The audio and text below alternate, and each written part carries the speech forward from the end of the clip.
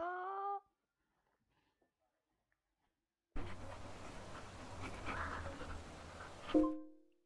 Trace.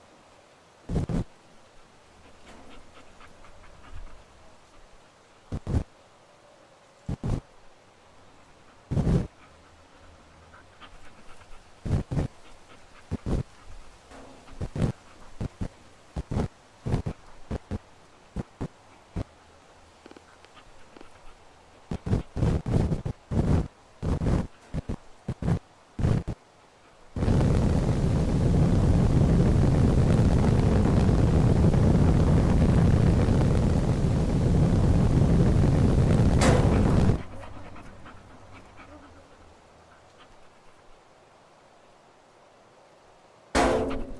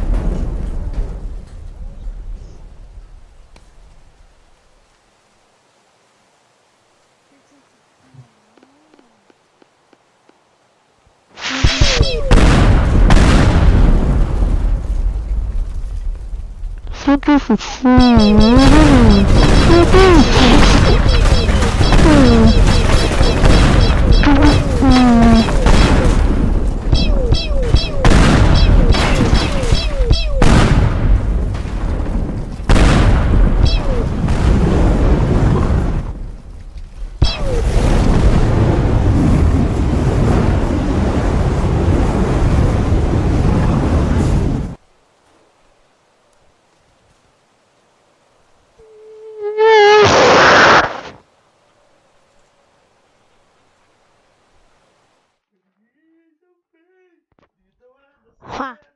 Can I have a kind of thing? Can I have a kind of thing? I can't.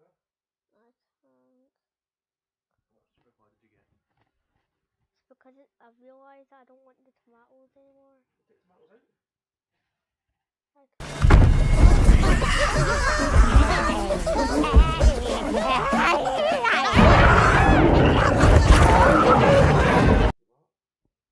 What? Huh? Yeah. Tomatoes out. Okay. You want it?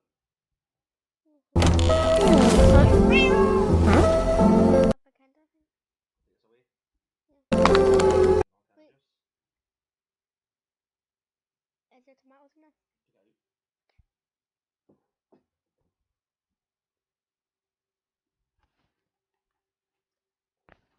Oh, is that just one bit of corn fell out?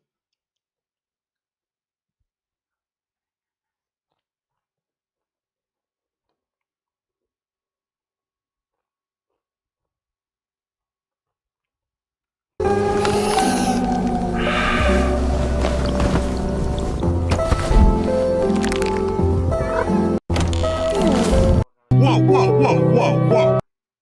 You want another can of juice? Is that still drinking? Yeah. That's full? Whoa, whoa, whoa, whoa, whoa, whoa. Whoa, whoa, whoa, whoa, whoa, whoa, whoa, whoa, whoa, whoa, whoa. Whoa, whoa, whoa, whoa, whoa, whoa, whoa, whoa, whoa, whoa, whoa, whoa. If I hit my head and lost all of my memory, what would be the first thing that you tell me? If you're a homeowner in Scotland,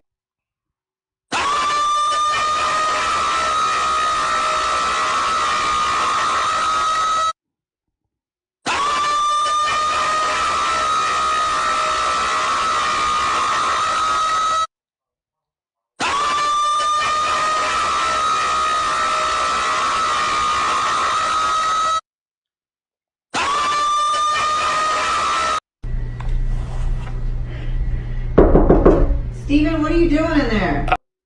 Give it on the butt. Drugs. Still eating, you finished? Finished. You eat that though? Yeah. Yeah? Take this away, you sure? Steven, what are you doing in there? Drugs. Steven, what are you doing in there? Drugs. Say yes to some. Flip, flap, flooba dooba blub, a flooba dooba beep, oh. It's about drive, it's about flip. It's about drive, it's about power. We stay hungry, we don't know. Put in the work, put in the hours, and take what's ours. It's about drive, it's about power. We stay hungry, we don't know. Put in the work, put in the hours, and take what's ours. It's about drive, it's about power. We stay hungry, we don't know. Put in the work, put in the hours, and take what's ours.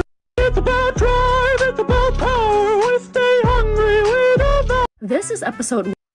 oh look, a strawberry. Oh, look, a strawberry. All right. Oh look, a strawberry. Oh, look, a strawberry. All right. Oh look, a strawberry. Oh, look, a strawberry. All right. Oh look, a After all these years, finally, we have them all. After all these years, finally, we have them all. After all these years, finally.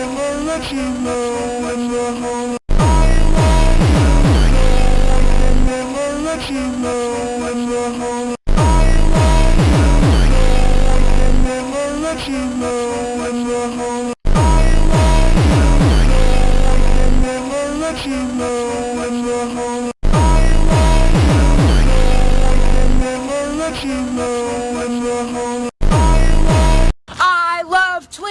Twinkies. I love Zingers. I hate I love Twinkies. I love Zingers. I hate I love Twinkies. I love Zingers. I hate I love Twinkies. I love Zingers. I hate I love Twinkies. I love Zingers. I hate I love Twinkies. I love Zingers. I hate I love Twinkies. I love Zingers. I hate I love Twinkies. I love Zingers. I hate I love Twinkies. I love Zingers. I hate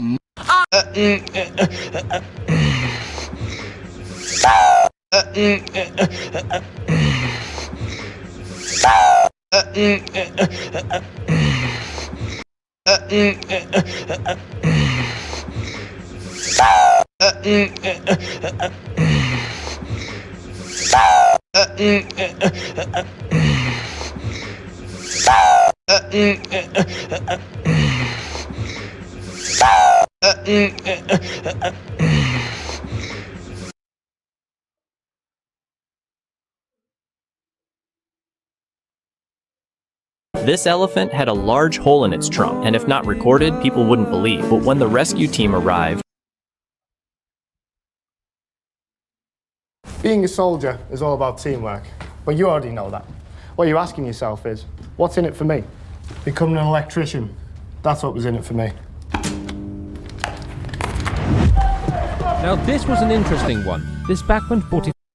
Well, folks, in today's video, we're going to be unboxing a massive lot of HO scale locomotives I picked up from across the pond. I found this while I was just browsing eBay a couple months ago, and it looked like it had some great engines in it, so I decided to order it up. And I've got to say, this might be the strangest box which has ever showed up on the channel. I'm sure there's some modern architects out there taking notes with this whole design right here, and it even says scrap on the side, so you know it's going to be good. Anyway, I'm not sure what order would be best for opening up this box, but I guess we'll just start cutting into the whole Toblerone right here and see how all this stuff looks in person.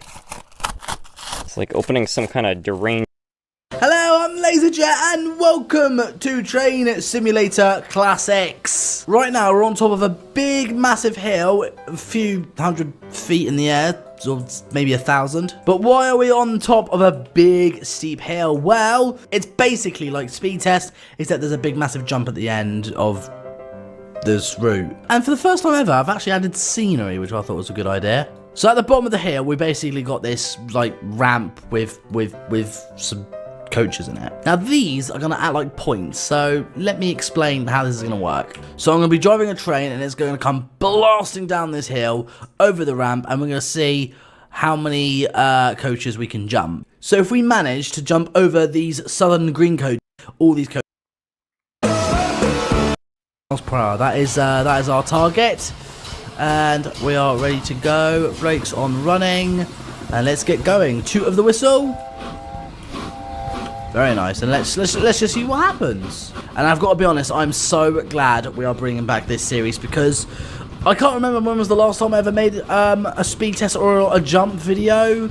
Probably like years and years and years ago, but like we're doing it now, so I'm glad we're bringing it back. It's an oldie but a goodie, so let's just see what's gonna happen. And also I've added scenery, like in the old maps when I made these speed tests. I never actually had like trees or anything, so I've got like bushes and grass, trees and other bits, so like I am gonna add more scenery to this, but I mean, it does look nice. It's very pretty. It kind of looks like more like a real route rather than just a silly stunt map. So our speed right now is over 115 miles per hour. That's good. That's what we're looking for. We need to get faster. We do need to get faster. How is Union South Africa doing? Can't say its name properly. And I'll tell you what, when we had the trees and the bushes and stuff, like we can actually get an idea of how fast we really are going. We're doing 132 miles per hour, 133 miles per hour, 134 miles per hour. We are getting some serious speed here. This isn't the fastest or the longest speed run I've ever done, but it certainly is the most detailed one, because of the trees. Okay, here we go. Doing 142 miles per hour. No, sorry, 143 miles per hour. And we're about to make our jump. So, Let me get into. I should actually, like, you know, pause the game really and get in position, because I want to see the actual jump happen. Right. So, how many coaches do you think we're gonna jump without actually hitting? I'll let you guys be the judge. So here we go. Leave your answer in the comment section down below. If you know which one that's going to jump, or will it hit any of them, or will it clear all 4 sets? Well, let's just find out after the break. No, I'm joking. Right, press play. Here we go. Big long 2, and up we go. Whoa! Oh, we cleared it! Oh my god, we cleared it! We cleared all 4 sets! Oh my god! Oh, look like we went flying! Oh my god, that was amazing! This is my best game yet!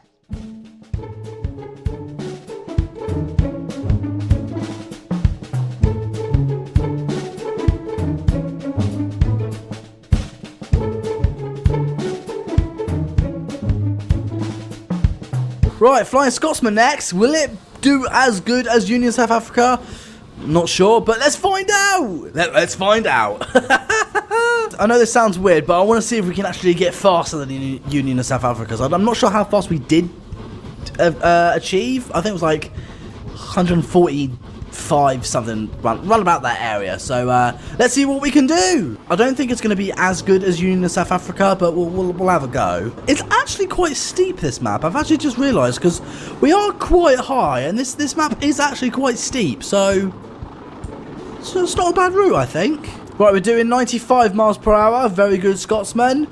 But it's not fast enough. I think we need to achieve 130 miles per hour in Flying Scotsman if we need a chance to jump all. To be honest, I had no idea Union South Africa was going to jump all those coaches. I didn't actually know it was going to do that. We're not gaining any more speed. We're stuck on 108. I think that's the fastest we're ever going to get, Scotsman, is 108 miles per hour. And the speed limit says it's 25. Dream on. Oh, look, I can see the ramp in the distance. Oh my god, that looks terrifying. Like, you can see your death in the distance. Oh, this is so cool, but scary at the same time. Oh, look, we're doing 109. I'm not sure we're going to get to 110, but 109 I'm happy with. Right, let me get into their position. I want to see how well Flying Scotsman will do. Top speed of 109 miles per hour. There we go, Flying Scotsman. Spread your wings, old girl. Whee! Oh no! Oh no! Oh, I think it clipped the. Yeah, you can see it clipped the intercity coach. And look at these coaches. They're completely destroyed. Dear, oh dear. I'm going to have to rewatch the replay and see how many coaches we actually did and how many coaches we did not actually clear. Dear, oh dear. Scotsman did terrible.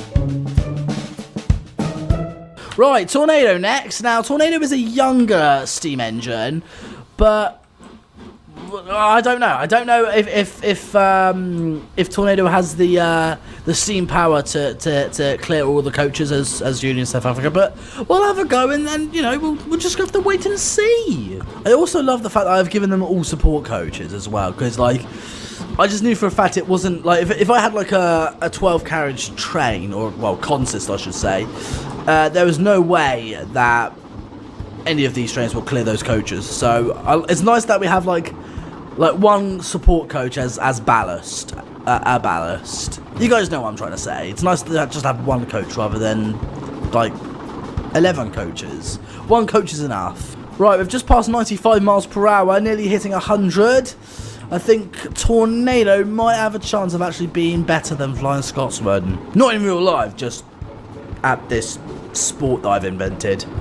This is a good sport, I think.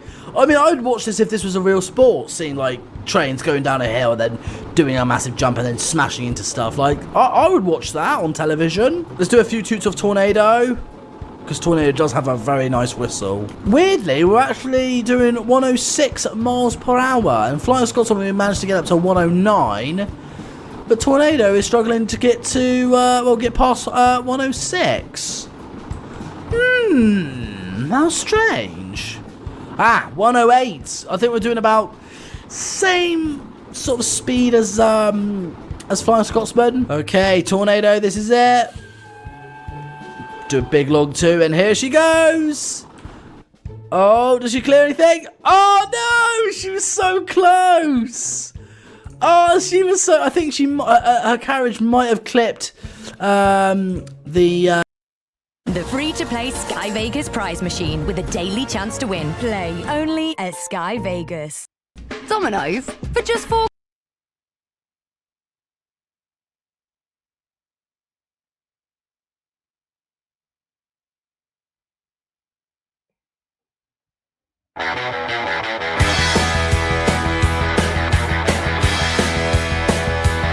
Well. Hello, my friends. This is probably where I'm gonna need the sander. Maybe give us some traction. A little bit more coal now. Get it going. Oh, we're actually moving now.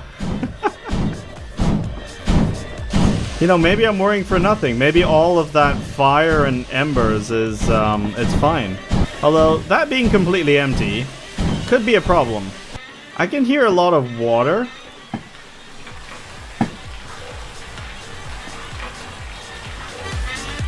I'm not entirely sure what's going on there. Whoa, okay. So I did a bad thing, huh?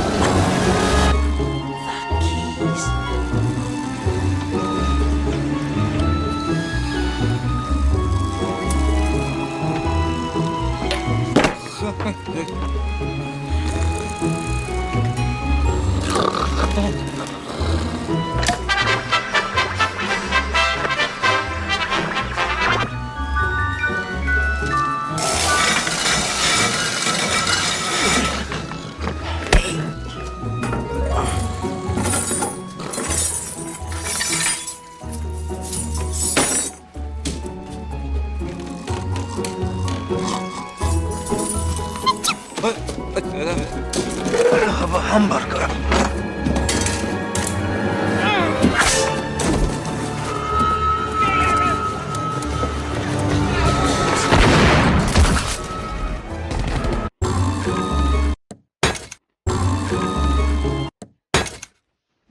Must be a bad knife. Another bad knife. Another bad knife. Another bad knife. Step aside and let old Franny work her magic. I don't get it. That always works with pickle jars. Out of my way. I got this.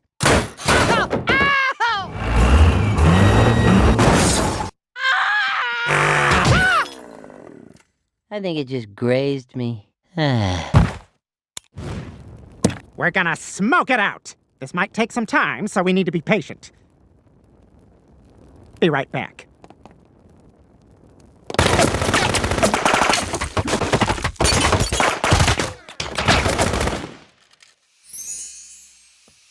Stupid coconut. Must be a bad knife. Another bad knife. Another bad knife. Another bad knife. Step aside and let old Franny work her magic. I don't get it. That always works with pickle jars. Out of my way. I got this.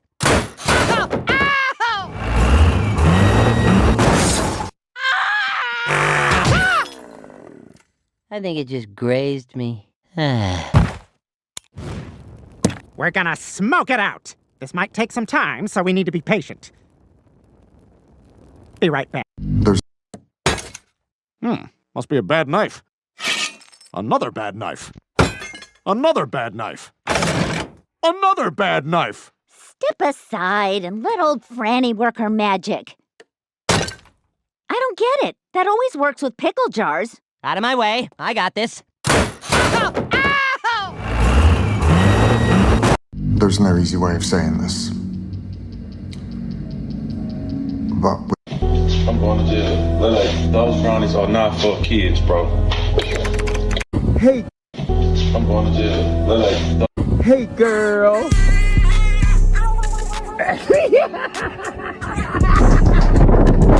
Hey, girl.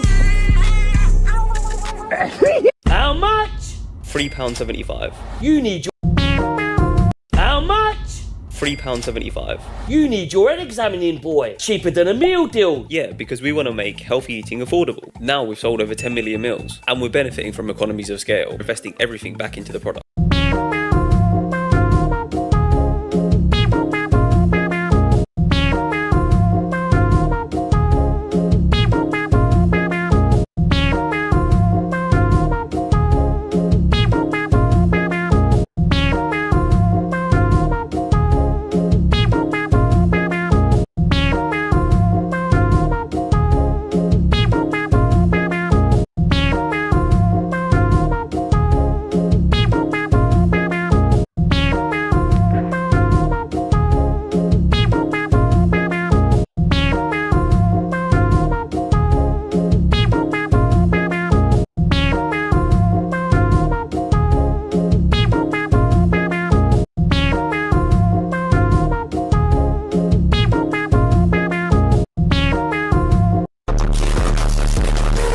Whenever you're in the UK, don't cut.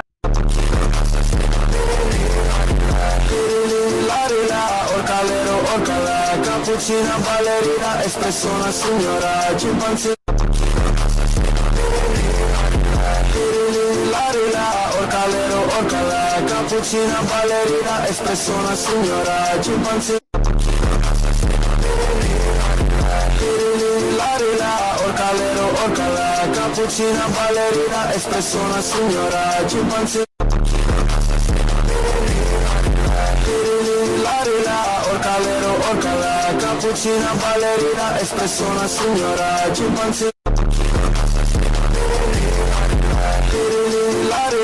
Orcalero, orcala, cappuccina, ballerina, espressona, signora.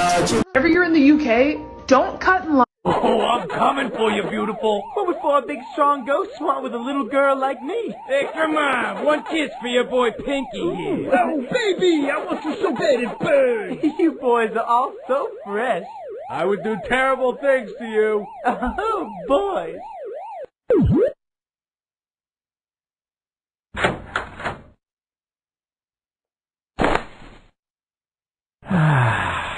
What are you doing, Pac-Man? Oh, I'm coming for you, beautiful. What was for a big, strong ghost swat with a little girl like me? Hey, come on. One kiss for your boy Pinky here. Oh, baby, I want you so bad it burns. You boys are all so fresh. I would do terrible things to you. Oh, boys. Hungry for...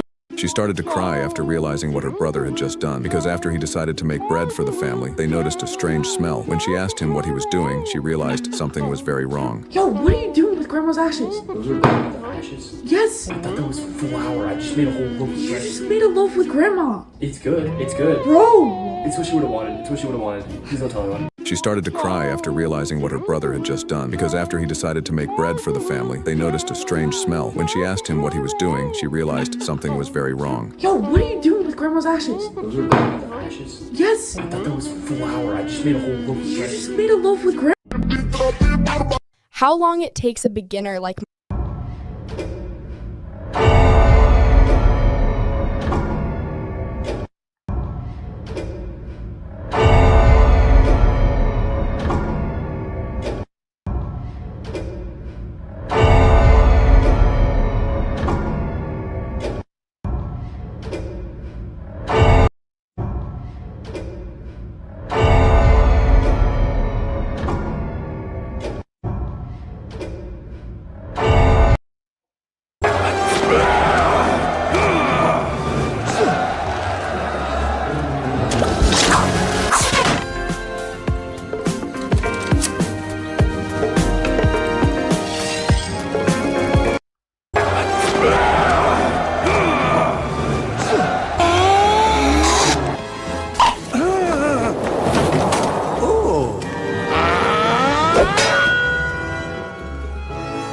aluminum siding.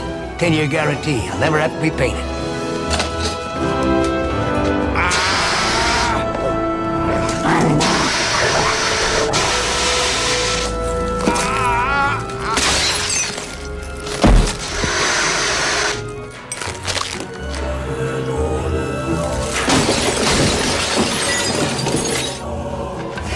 And then, when I discovered I couldn't win... Have you ever wanted to go to work?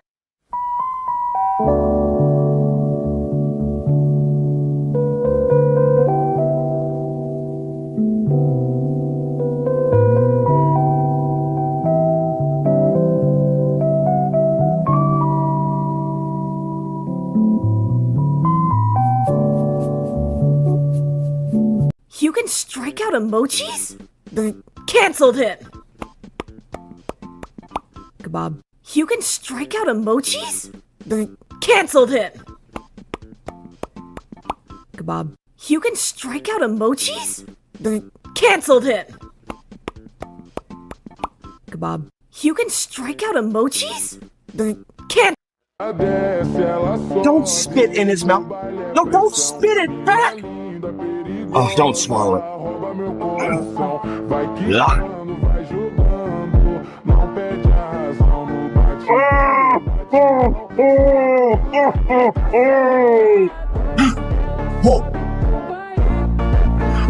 Get out! Let's go! Come on!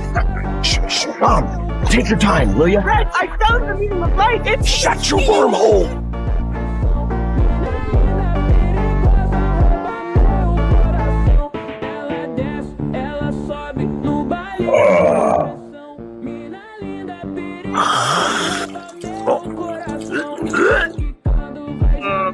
Ugh. Horrible turn of events. Horrible.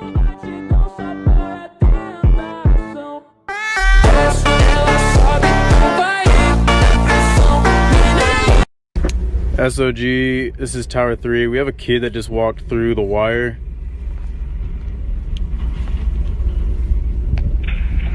Did he just walk through the wire? Yes, he did. Is the wire cut, or did he just like step on it and over it? He crawled under it, yeah. Okay. Is he hanging out? What is he doing?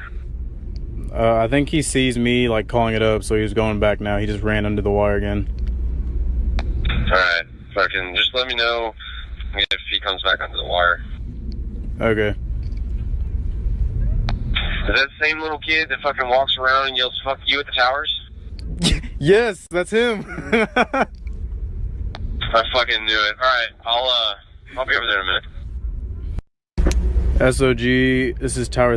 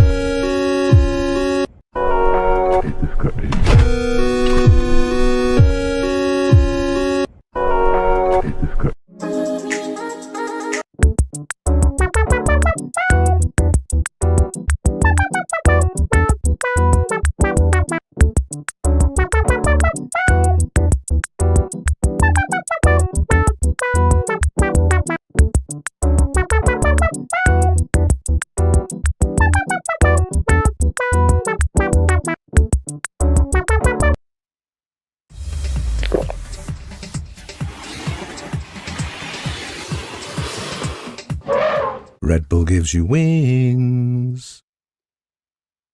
Upgrade to Colgate Total, our best science ever, from the #1 brand recommended by dentists.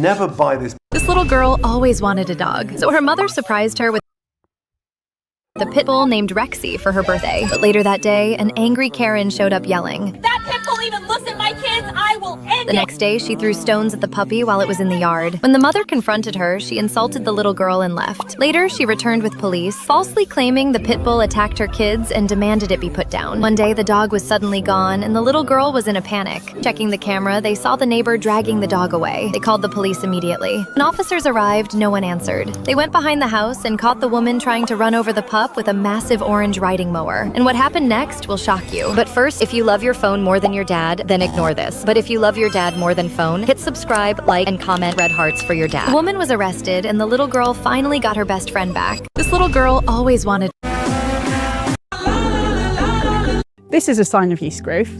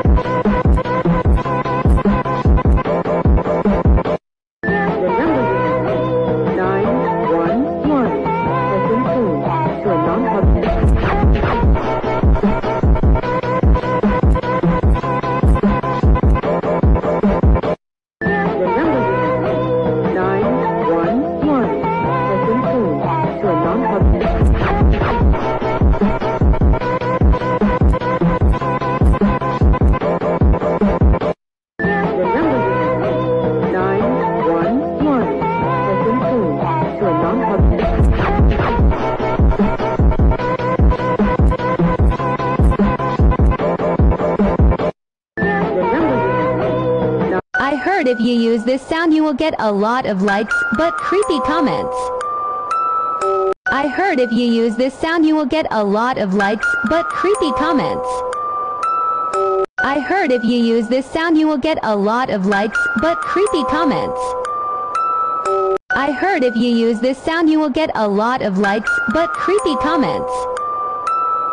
I heard if you use this sound you will get a lot of likes, but creepy comments. I heard if you use this sound you will get a lot of likes, but creepy comments. I heard if you use this sound you will get a lot of likes, but creepy comments. I heard if you use this sound you will get a lot of likes, but creepy comments. Bro, remember the not cute anymore trend? I did it again with some of your favorite YouTubers and you guys cooked me in the comments saying there was even more YouTubers that I missed. So let's try this again.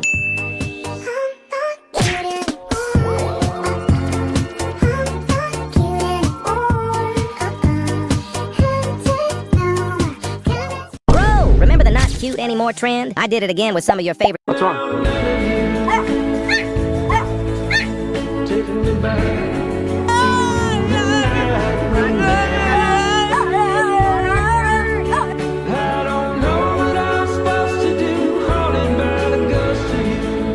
What's wrong? Right, boys, can I have some quiet, please? Alright, right. Did you know if you shoot this guy's sister, he'll chase you all the way back to... Question of the day, what is normal to... Homeowners expecting to pay... Question of the day, what is normal to see at home, but very scary to see at school? Question of the day, what is normal to see at home, but very scary to see at school? Question of the day, what is normal? Homeowners expect... This girl crashed into a deer in the middle of the night, thinking that she may have ended the poor soul's life. But this is what happened. I'm actually gonna myself. I'm actually gonna myself. My house is right there. Bro.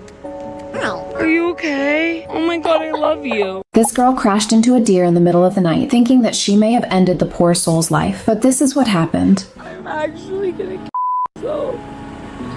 I'm actually gonna myself. My house is right there. Bro. Are you okay? Oh my god, I love you.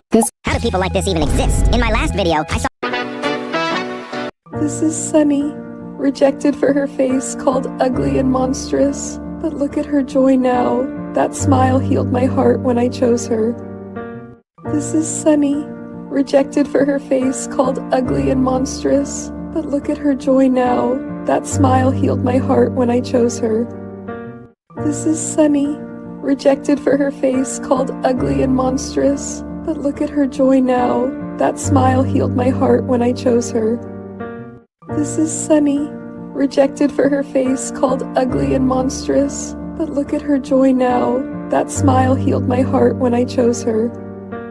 This is Sunny, rejected for her face, called ugly and monstrous.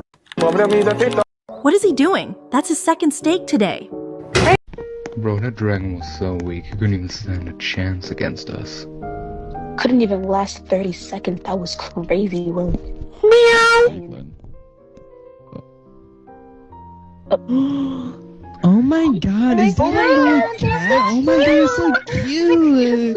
You're so little and chubby. Aww. You're such a little cat. Aww. Oh my gosh, it looks like a mushroom. Oh, it's so cute. Can I eat it? Wait, what did you say? What did you say? What did you just say? I'm sorry!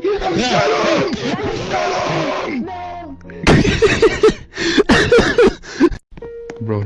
If you shit in the sink at exactly 4:20 a.m. and yell Amogus 69 times, a shadowy figure called Mum will come to beat you up and you will wake up in a place called the orphanage.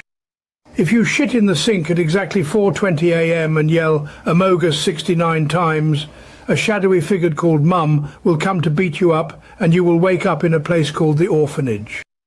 If you shit in the sink at exactly 4:20 a.m. and yell Amogus 69 times, a shadowy figure called Mum will come to beat you up and you will wake up in a place called the orphanage. If you shit in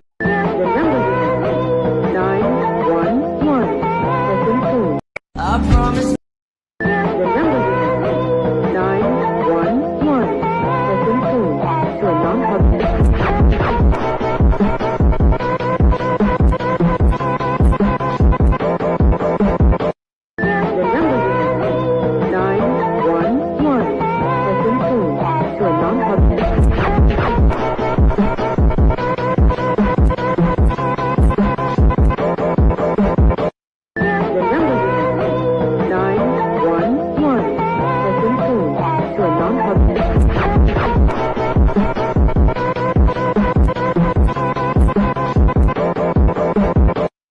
I promise that the ending always stays the same, so there's no good reason to make believing that we could ever exist again.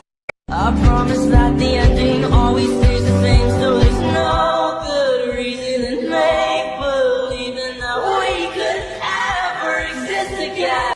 I promise that the ending always stays the same, so there's 3, 2, 1. Happy New Year! Now I can officially say I haven't showered since 2023. 3, 2, 1. Happy New Year! Now I can officially say I haven't showered since 2023. 3, 2. This little boy always wanted a dog, so his mother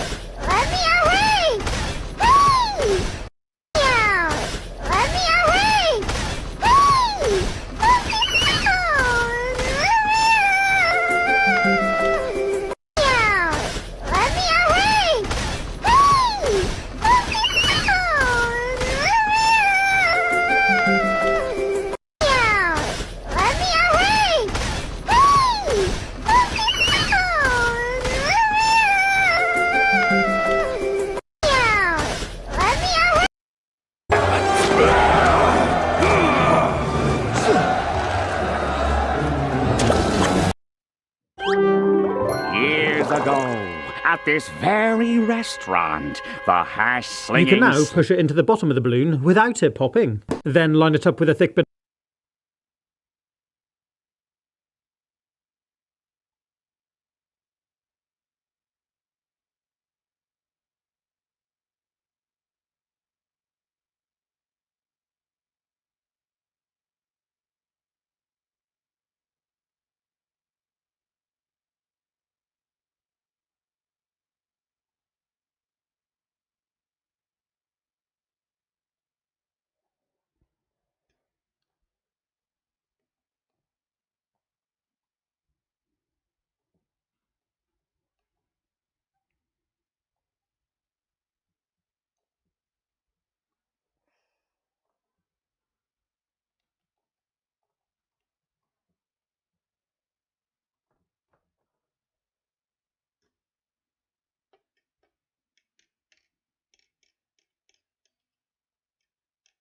Build a website you love with Wix, where your words create your brand, your opportunity, your breakthrough.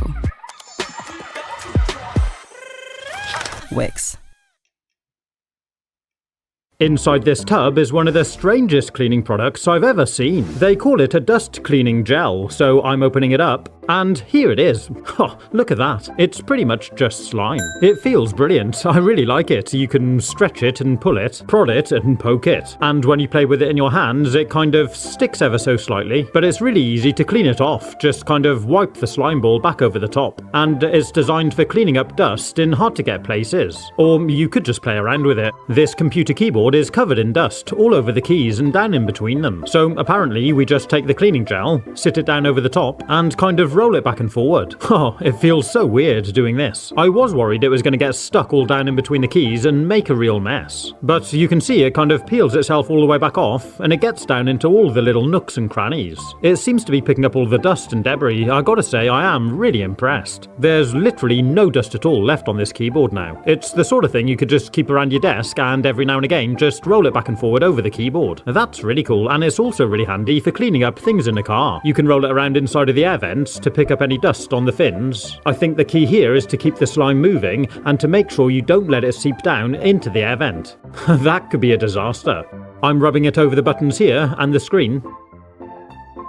And look at that, it's made a real difference. There's no dust left at all. It's just so easy to use, and it makes cleaning these awkward places really quick. Next we're going to take a look in this box. It's a set of different cleaning attachments which fit to an electric drill. The box lists a set of different applications, so let's try it out and see if it's any good. We've got this 5-inch diameter flat brush with these nylon bristles, this 3.5-inch comb brush, which you can use for getting into corners and things. There's a yellow one and a blue one, a slightly smaller 4-inch flat brush, and a couple of these smaller ones too. And this set also came with this wire brush wheel, which you can use for cleaning up metal. There's a 6-inch extension bar, which could be useful depending what you're cleaning. So here's my drill, and I'm going to start by trying out the 5-inch flat brush. It fits into the chuck well and grips tightly, and when I spin it up it feels nice and balanced. I'm going to start off by trying to clean up some of these dirty floor tiles. There's some really ingrained dirt in these, so I'm spreading over a little bit of soapy water, and then I started up the brush. It does kind of spray the soapy water around a little bit, but wow, yeah, it's made a huge difference. That's really cleaned it all up, and the grout line too.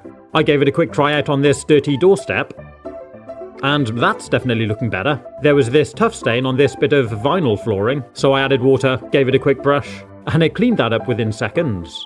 But let's try cleaning the sink with it. The draining board gets covered in these limescale water stains. I'm swapping over to this blue cleaning brush, which I'll use for kitchen stuff. I added a bit of soap and water onto the draining board and gave it a good clean brush over. I worked my way back and forwards, up and down, and all the way around. And to do the actual sink bowl, I fitted on the extension piece, and I'm going to use this brush attachment instead. I removed the plug chain to make sure it didn't get caught up, and gave the whole thing a really good clean with a little bit of soapy water. After half a minute or so, I washed everything down, and it's worked really well, although I did find on the draining board it hadn't removed some of the heavier lime scale buildups. So I went over these softly with a metal scratchy. But on the whole, it has done a fantastic job. I'd definitely say I was impressed with this gadget. So next I'm going to try it out on this car mat. I started by just hosing it down with some water, then added a little bit of soap, and I'm tackling it with this flat 5-inch brush. Wow, the soap really foams up. I can see it turning slightly brown in some areas where it's scrubbing away at the ingrained mud. This is just super easy and it feels like it's giving it a really good deep clean. So I hosed it all off again and left it to dry. And look at that, it's come out like new. For this area here, which has all started to fray a little bit, I'm just going to cut off the loose stuff with some scissors. Yeah, I'm really pleased with that. So next I'm going to try using it to clean out this mountain bike drivetrain cassette. It's a little bit gunked up and it could do with a clean. I moved the chain onto the bottom and then got to it with a brush. And check that out, it actually turns it all and the pedals as the drill rotates. I'm just using a little bit of soapy water here to get off the worst, but if you wanted to, you could use a degreaser. And after half a minute or so, it's looking a lot better. But next I'm going to show you something really cool for cleaning up this dirty chain. I bought this bicycle cleaning kit. By the way, there's links in the description if you want to buy anything you've seen in this video. And inside the case, we've got this whole selection of different types of brushes. I think this one's for the wheels and tyres, small ones for getting into nooks and crannies, these are for getting in between the gears, and there's various other cleaning implements, but I want to show you what's inside here. So this little thing is a bike chain cleaner. You slide off the top and remove it like this, and inside we've got these various geared wheels and brushes. These are going to rotate and clean the chain from all angles. This thing seems really cool. There's even a brush in the cap. And when we put it back together, the top stays in place with this handle that slides over and locks them both together. It seems like a clever design, so let's see how well it works. So we open it up and sit it underneath the chain like this. Clip the lid back on top like this so the chain's running through the middle. Attach the handle, which will lock it all together and give you something to grip. Then pour in some chain cleaner through the holes in the top. To use it, we hold the handle and start spinning the pedals backwards. This is drawing the chain through the cleaner, which is spinning all the gears and brushes inside, and giving it a really thorough wash. You can see it going in down here, and coming out the other side, slightly cleaner. I did find every now and again it snagged a little bit. I think you need to make sure you're holding it nice and straight. I rotated the pedals quite a few times, and after a minute or two, you can see it's definitely looking a lot cleaner. So I took off the handle, unclipped the top, and removed the unit. And take a look at that, that's such an improvement. Check out the before and after. And now it's ready for some oil. Pretty cool, huh? Next I'm going to take a look at this sonic scrubber. It says it's a powerful cleaning tool for kitchens and bathrooms. It claims to cut scrubbing time by 57%, eliminate cleaning fatigue, and it reaches hard to clean areas. Again, this one comes with a variety of different brushes for different applications. So let's open it up and take a look. I think this thing is basically cross between a washing up brush and an electric toothbrush. It does feel good quality. It's got this grippy rubber handle, and it oscillates the brush on the head. Mine came ready fitted with batteries, and you access them here in the end of the handle. There's 4 AA batteries in total. It clips together nicely, and there's a waterproof seal. There's an on and off switch here, and yeah, it's pretty much like an electric toothbrush for an elephant. To change over the brush, you just twist and remove it, and I'm going to swap it for this large one. What is quite cool is the on and off switch can also be used as a press button, so you can do short pulses by just pressing down with your thumb. This one's been quite cleverly cut as a cone shape to allow you to get into corners and things, and these two brushes are quite similar, but one's got firm bristles and the other one's a lot softer. The first thing I'm going to try it on is cleaning up the mess on the hob around the burners. I squirted on a little soap, then started off cleaning with a wet brush. Well, it's foaming up quite nicely, and it does oscillate back and forth pretty quickly. I gave it a wipe down, and it's made a big difference. But it hasn't cleaned it all off. If I'd let it soak with some oven cleaner, it may have cleaned it all off straight away. But I'm going to go over it again quickly, then leave the foam to soak for a few minutes. And I'm also going to do the same around this smaller one too. Then after 5 minutes of soaking, I went over them both again, then wiped them off, and well, yeah, I mean, it really hasn't taken me any effort at all. And although they're not perfectly clean, they are a lot better. A really big improvement. So next I'm going to try it out on this grubby double glazed window unit. And when I go back and forward over it just with a brush, it definitely seems to be getting in there. I mean, maybe I could do the same with a toothbrush, but it's probably not as fun. You can use it for things like cleaning up your shower rail. It easily gets in and around the nooks and crannies on your white goods, like this dishwasher. And it gets right up under here in the hand grip too. It's really good at cleaning up tiles and discoloured grout. And you could even use it for things like cleaning up your trainers. But let's try it out on these kitchen taps, which have got a big build-up of limescale and grime. I swapped out the large head for this smaller cone-shaped one, added a little bit of soap, and with a little bit of water, worked my way around the base of the tap. I'm also going along the crossbar here, and around. It definitely seems to be getting in there. got firm bristles and the other one's a lot softer. The first thing I'm going to try it on is clean the brush under the handle. Then and take a look.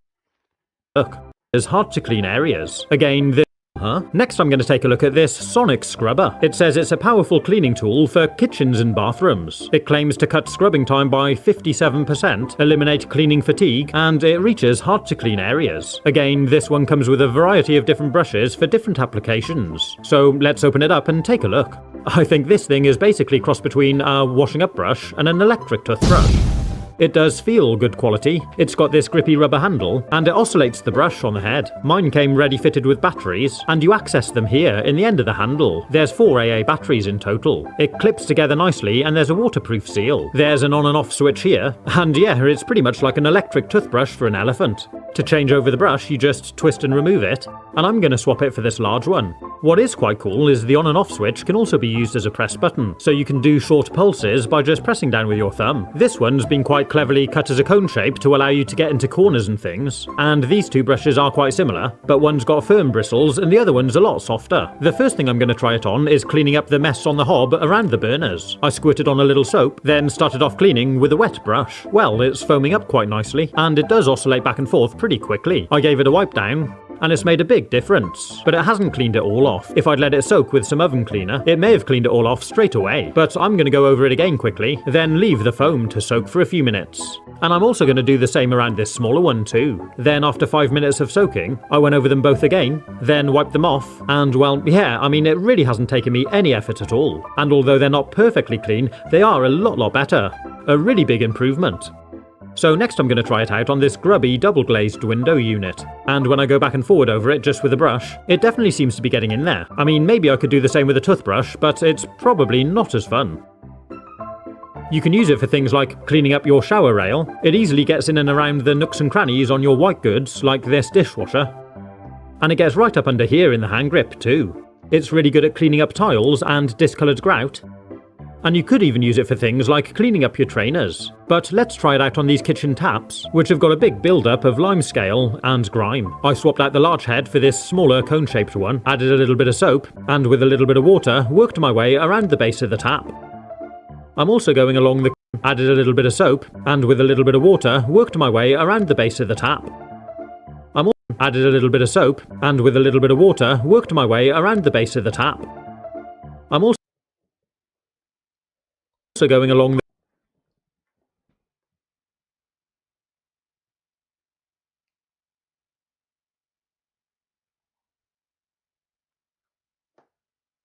added a little bit of soap, and with a little bit of water, worked my way around the base of the tap. I'm also going along the crossbar here, and around the base of the other one. Now I think it's probably quite a hard ask for it to really remove all the limescale, but let's see how it's done. Well, it's certainly a lot better than it was before, and a little bit of lemon juice or vinegar should clean the rest of that off easily. The one thing I did notice though was using the brush across the horizontal, and it oscillates the brush on the head. Mine came ready fitted with batteries, and you access them here in the end of the handle. There's 4 AA batteries in total. It clips together nicely, and there's a waterproof seal. There's an on and off switch here, and yeah, it's pretty much like an electric toothbrush for an elephant. To change over the brush, you just twist and remove it, and I'm going to swap it for this large one. What is quite cool is the on and off switch can also be used as a... added a little bit of soap, and with a little bit of water, worked my way around the base of the tap.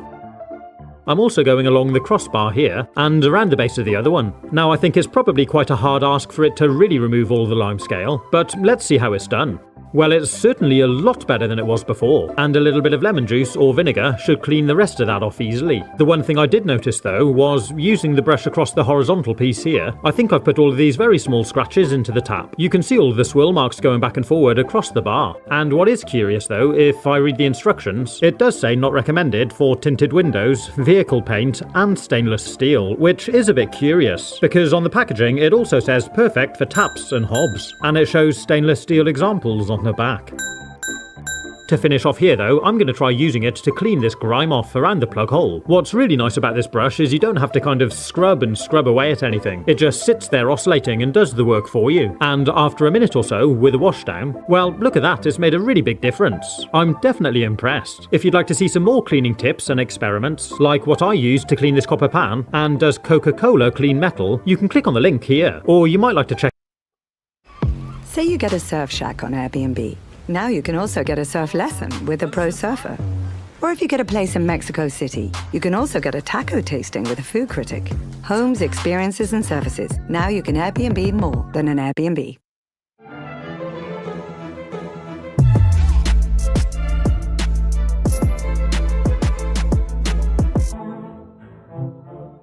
Will baking soda and vinegar really clean up your old oven trays? And does Coca-Cola actually remove rust? Let's find out. So you may have seen stories online of cleaning up your old burnt-out pans and oven trays using baking soda and vinegar. Some of the videos I've seen have you believe that after that exciting chemical reaction and leaving it to soak, all you have to do is give it a little wipe over and it'll be as good as new.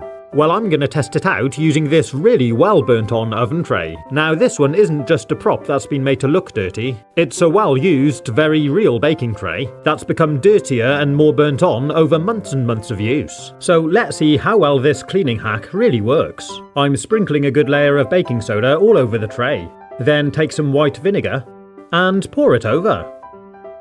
This creates a really cool chemical reaction which foams up and releases CO2.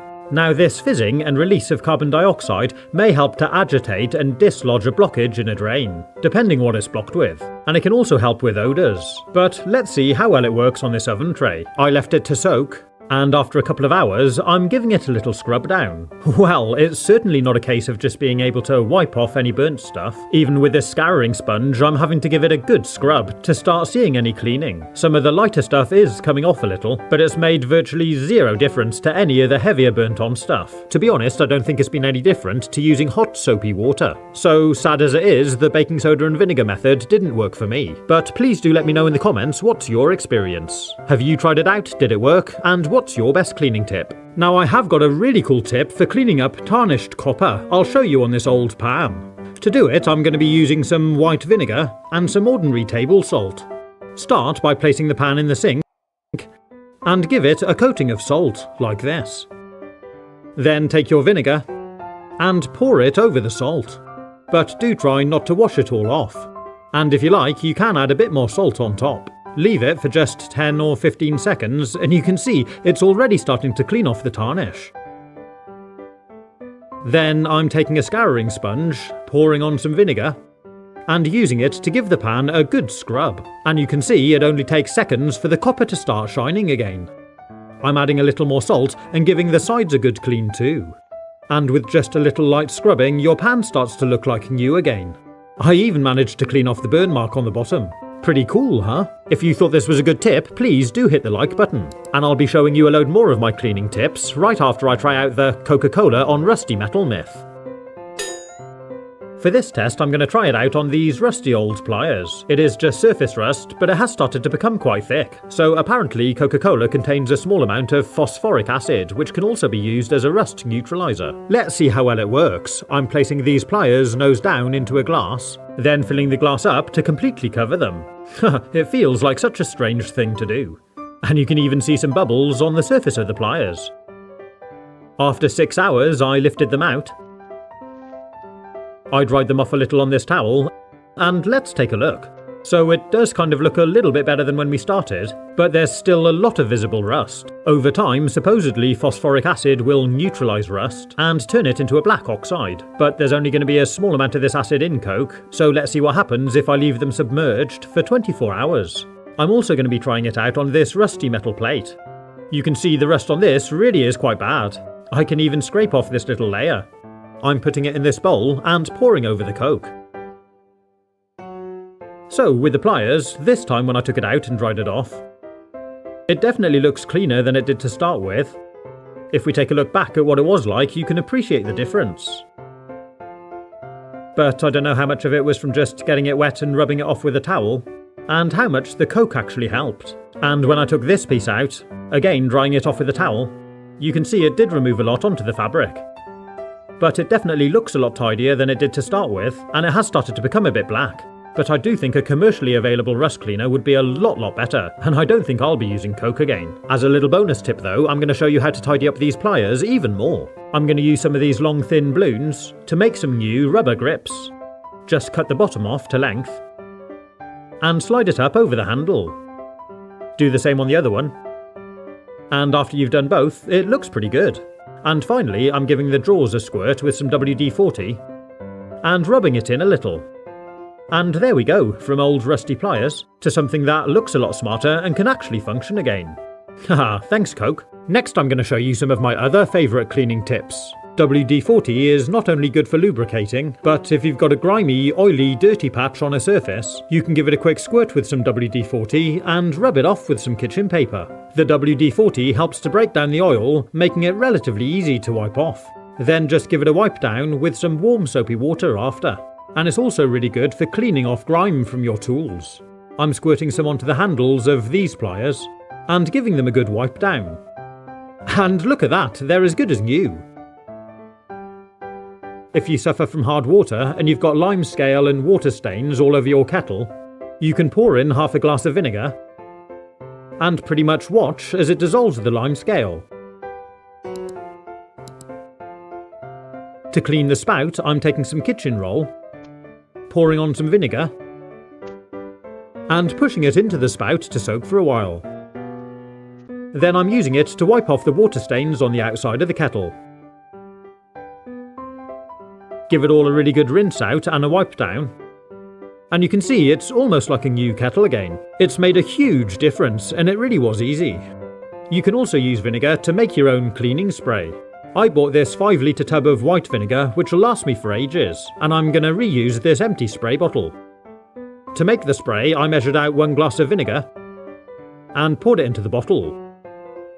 Then add the same amount of water, and to give it some fragrance, I'm taking a lemon, cutting off a slice, and removing the peel. I cut it into a few pieces and added it to the bottle too, for a nice cutting off a slice and removing the peel. I cut it into a few pieces and added it to the bottle too, for a nice fresh lemony fragrance. Finally, I'm adding a few drops of washing up liquid. And that's our homemade cleaning spray. It's really good for cleaning down work surfaces and things like a stainless steel sink. I'm just giving it a quick spray over, letting it soak for a minute, then giving it a scrub. And it's made a really big difference. And because it's good with water stains and lime scale, vinegar is really good at cleaning bathrooms too. You can see there's lime scale building up all over the shower screen here, and the shower head and the rail are a little bit grubby too. So I'm giving it all a quick squirt with our spray. And to clean the shower head, I'm removing it from the hose, placing it inside a sandwich bag, and I'm soaking it in a load of fresh vinegar. After a short while, give it all a light scrub down, and check out how clean the shower. You know that being a soldier is exciting, but what you want to know is, what's in it for me? Being able to do the sport I love, that's what's in it for me.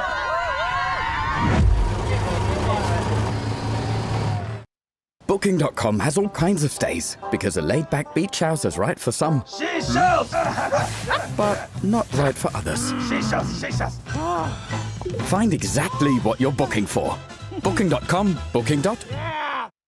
Will this axe actually chop a pizza?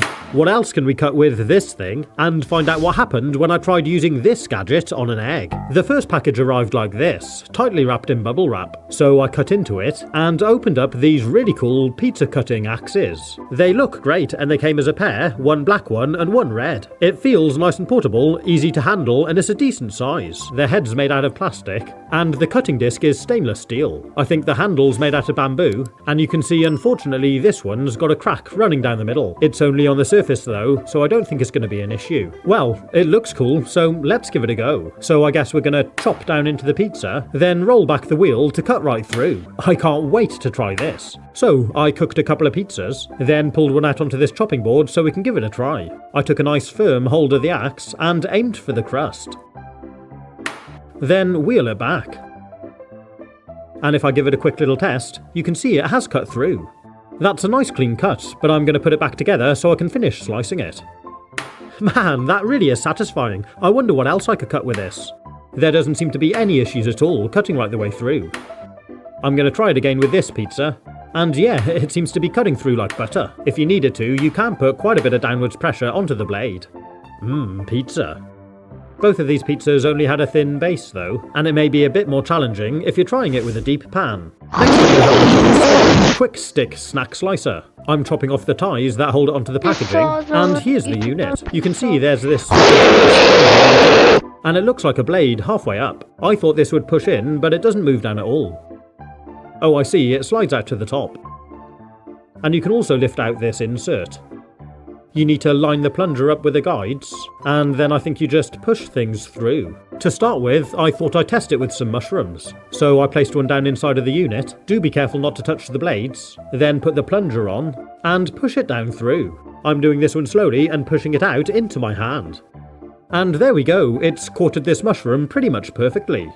I'm running a couple more through, and yeah, it's super easy. I do like the way the blade's concealed, and if you had to do a lot of mushrooms like this, it does make it easy and it's nice and safe. But let's see how well it works with tomatoes. I'm taking one of these, dropping it down into the gadget, and giving it a smack. Again, that has cut it really well. The only issue I can see is that one of the quarters has leaked out some seeds.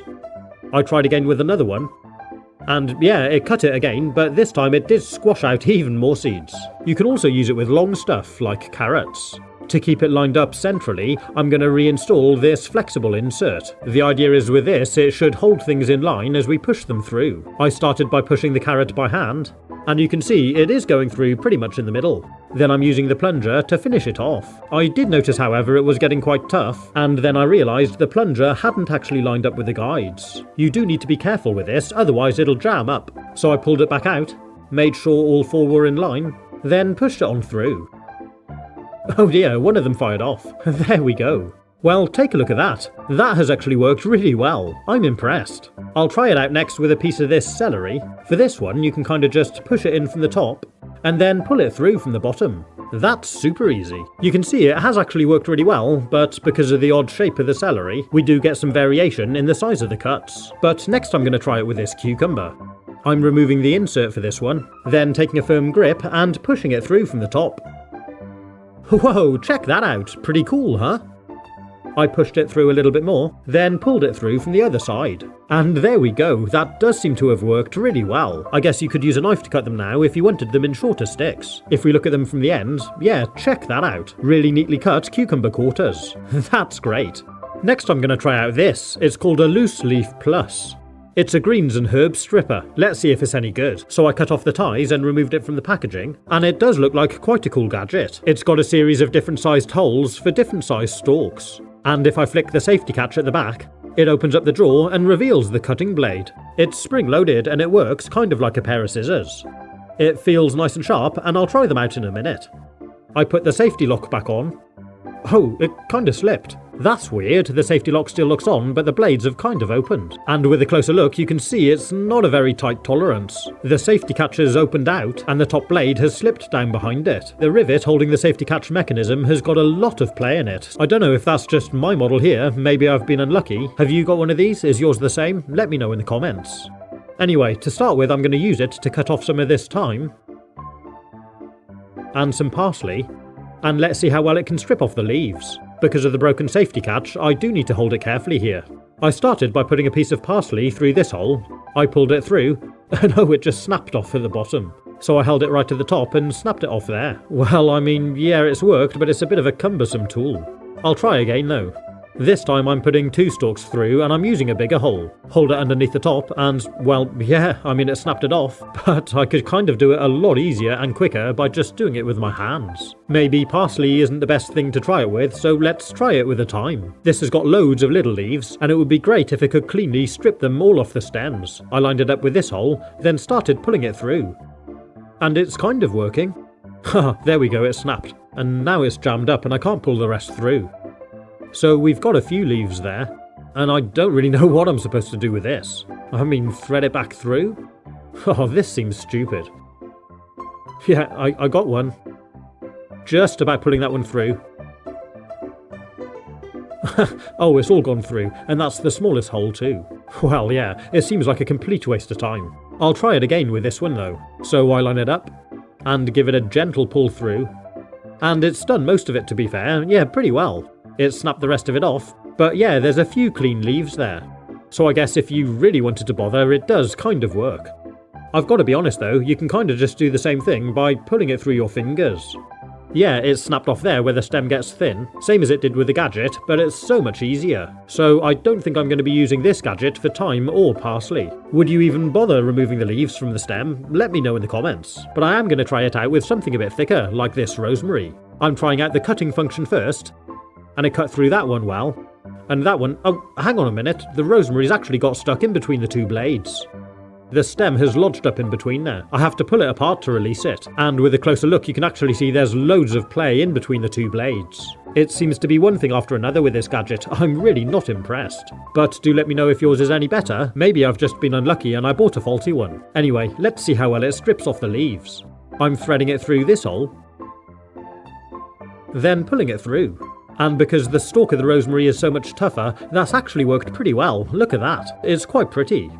You can pull it off the tool, and it has shredded most of the leaves pretty well. Not quite at the top though, but again I can pretty much do exactly the same thing, just using my hands. So there we go, let me know your thoughts in the comments. And I'm not really sure what we'd use the bigger holes for. Another issue I found was, even with the safety catch engaged, it does knock off very easily. That could be dangerous. I even found just placing it down could disengage it. So I really wouldn't want to rely on it if I was just placing it into a drawer or something. Next I'm going to look at this egg topper. It's quite an intriguing looking thing, so I opened it up and took it out of the pack. Well, look at that. It looks kind of cool. This yellow silicone stopper pushes out from the centre, and there's some vicious looking stainless steel teeth. I'm not really sure if I'm supposed to leave that in to use it, am I? So I had another look at the packaging, and I can see it's actually a little egg cup stand. Ah, that makes sense, there's not really any instructions. There we go, egg topper and yellow holder nest together. When you spoke there, my body shook so much, my soul left my body for a second when you spoke there, my soul left my body. You just scared the crap out of me, I did not expect you to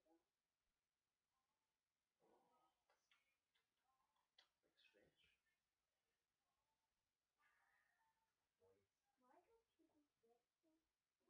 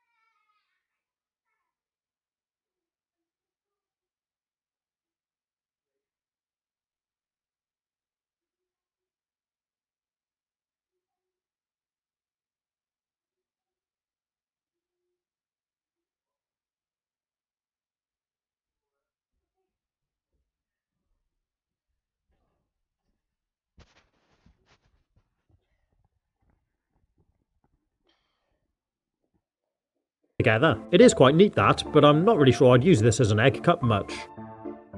Anyway, I took a couple of large eggs and placed them in some simmering water for 4 minutes to soft boil them. Then I'm going to try out the gadget.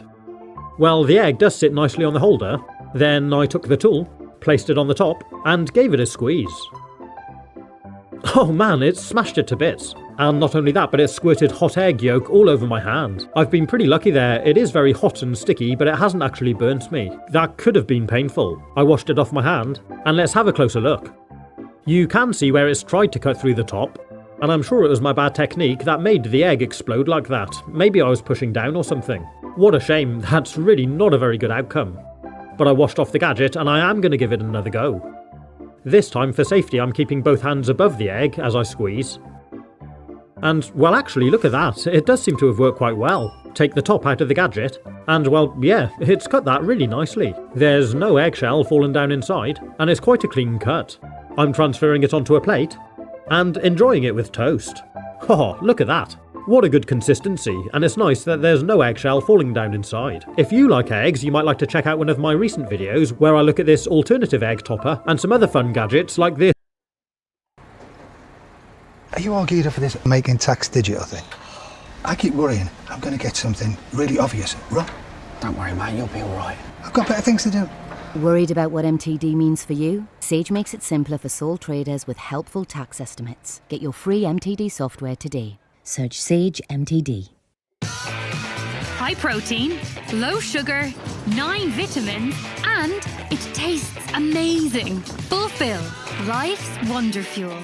This funny contraption is an egg topper. You squeeze together the handles and it pushes out these 16 super sharp serrated teeth. Supposedly it cuts the top clean off an egg, and I'll be trying it out in a minute. But first I want to show you what's inside this box. Even the box itself's got a nice feel to it. And when I open it up, in here's the gadget I want to show you. Oh, they don't half wrap it up well. So, have you any idea what this is? There's a screen with some buttons on the top, and it's got a micro USB charger point. It's this hexagonal shape with numbers across each side of the metal body. And on the base, there's this circular arrow with either some holes for cooling or a speaker. It feels like a nice, well-built product, and if I press a couple of buttons, it kicks into life. It also comes with this USB lead to charge it, and some instructions. So, have you guessed yet? Well, it's actually a timer. And it's got to be one of the smartest timers I've ever seen. Not only does it look really cool, but it's so simple to use. Let's say you want to set a 3-minute timer, you just find the number 3 on the casing, and sit it down with that number facing up, and the timer automatically starts a 3-minute countdown. Pretty cool, huh? Let's say I want a 30-minute counter. Just place it down with that number up. There's a 10-minute counter, 5 minutes, 3, 15 minutes, and 25 minutes. It's such a clever and simple idea. And if you need to, you can manually set the timer for any time up to 99 minutes. And if you are setting a custom time once you've typed it in, just sit it down, and the countdown starts. There must be some sort of tilt sensor inside. If you want to change the time at all, just stand it up, then sit it back down again, and the new time will start. When the countdown comes to an end, it'll start to beep. And you can even adjust the volume. And another cool feature is you can even use it as a stopwatch. Just place it facing down to start it, the arrow on the top will flash to indicate the stopwatch is counting, and when you want to know how long it's been counting for, just turn it over and it'll display the time. I really do like this product, but it's not cheap, and I did find the display lets it down. It's weird, if you look at it face on, it's very difficult to see. And it becomes clear and visible if you look at it from an angle. I do, however, love the fact that it's USB rechargeable, you don't have to mess about with batteries. So if you're looking for a modern, stylish timer, this could be the one for you. There's a link in the description if you want to buy one. If you want to try something a bit more old school, take a look at this triple sand egg timer. Again, it comes nicely packaged, and once I've pushed in these tabs, you can remove it from the box. Now look at this, it's actually a thing of beauty. There's 3 different hourglasses with different coloured sands, and they're held together in this lovely metal cage. So we've got a 3-minute timer for a soft-boiled egg, 4 minutes for medium, and 5 minutes for a hard-boiled egg. And let's try it out. I'm actually going to test it against a real clock to see just how accurate it is. If we take a closer look at each of the hourglasses, you can see they're actually shaped slightly differently in the centre. This may be to help calibrate the time, but it's probably just completely decorative. But it'll be interesting to see how accurate they are. So I found the 3-minute timer actually lasted for 2 minutes and 54 seconds. The 4-minute timer carried on for 3 minutes and 56 seconds, and the 5-minute timer stopped after 4 minutes and 50 seconds. So they really are pretty accurate. I do love it though, it's a really nice product. The packaging says to use it with medium-sized eggs, so I'm going to try it out. I placed 3 eggs into some boiling water and turned over the timer. Once the first one had run out, I removed the egg and placed it into this egg cup. So this should be a nice soft-boiled egg. And now's the time to try out the egg topper. The idea is we just place it over the top like this, pull together the handles, and the blades cut off the top of the egg. Wow, look at that, it's actually worked really well. I'm impressed. It hasn't left any jagged eggshell dropping down inside of the egg, and it's cut a nice neat circle. The top has come off in one piece, and it's not made a mess at all. And to eat the egg, I'm going to try out these Windsor egg spoons. They've been designed with a nice round shape, and they're supposed to be really good for cleaning out the eggshell, so let's test it out. Well, so far the egg is lovely and runny, it really is. And the spoon seems to be able to fit in the hole, so that's good. Under closer inspection though, I think the egg is actually a little bit undercooked. It seems like there is still a little bit of raw egg in there. I took the next egg out exactly when the 4-minute timer stopped. And I'm trying to use the egg topper again. But this time it really struggled, it kinda just smashed the shell and made a mess. I tried again, but it wasn't having it. So I picked it off with my fingers and peeled back some of the shell. Digging inside though and having a look, and this egg is cooked perfectly, lovely and runny in the middle, perfect for dipping in your soldiers. Oh, look at that.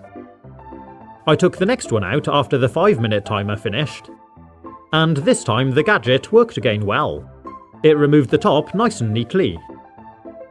It was still quite runny though, this egg, but definitely firmer than the last one. And these round egg spoons are really good for cleaning out the shell. They're a perfect shape. Next I want to show you what's in this box. I'm opening it up with my safety box cutter. And this one's been wrapped up really well too. So check it out, it kinda looks like a candlestick holder. But it is actually a double egg cup. It's made from China, so you do need to handle it a bit carefully, but it's a really cool looking thing. Perfect for a piece of nicely buttered toast. With a couple of eggs. So let's try our egg topper again. Oh no, this time I pushed a hole through the side of the egg with my thumb, but the top did come off. And not so much luck with this one. So I broke it off with a spoon. And I'm peeling it back a bit.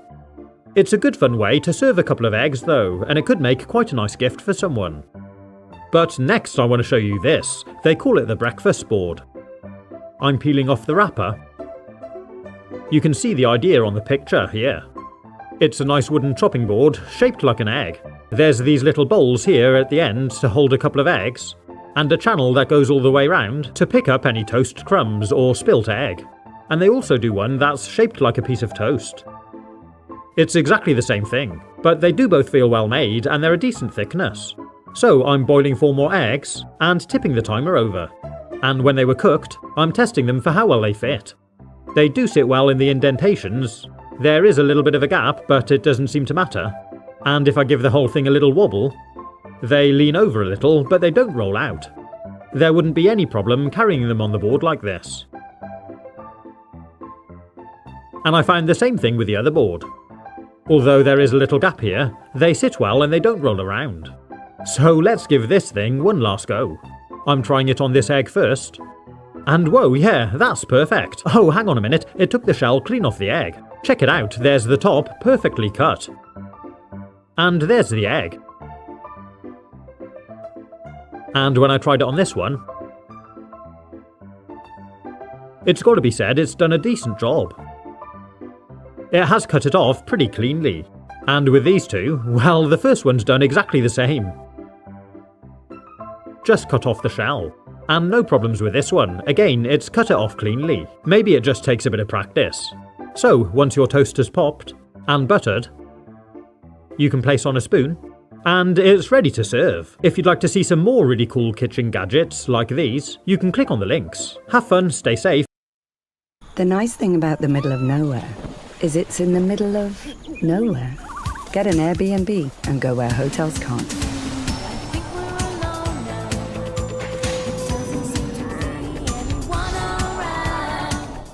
The Housemaid is the UK box office #1. Why do you want this job? It's a scream, I just really enjoy being a housemaid. a must-see, Welcome to the family. based on the worldwide bestseller. Can I have a Pepsi Max? Can I have a Pepsi Max? Please. Thank you. You shouldn't be here. What? Yeah, it's completely empty. Outrageously enjoyable. It's wickedly entertaining. I have a really good feeling about this, Millie. The Housemaid, only in cinemas now. This cute little sausage dog is actually a kitchen gadget, and it's designed for cutting up hot dogs. I'm going to test out a few gadgets today, so stick around, but let's get started with this. It's called the hot dog little tail at the back, and this really cute little face at the front. It's called the hot dog slicer, and it's supposed to create bite-sized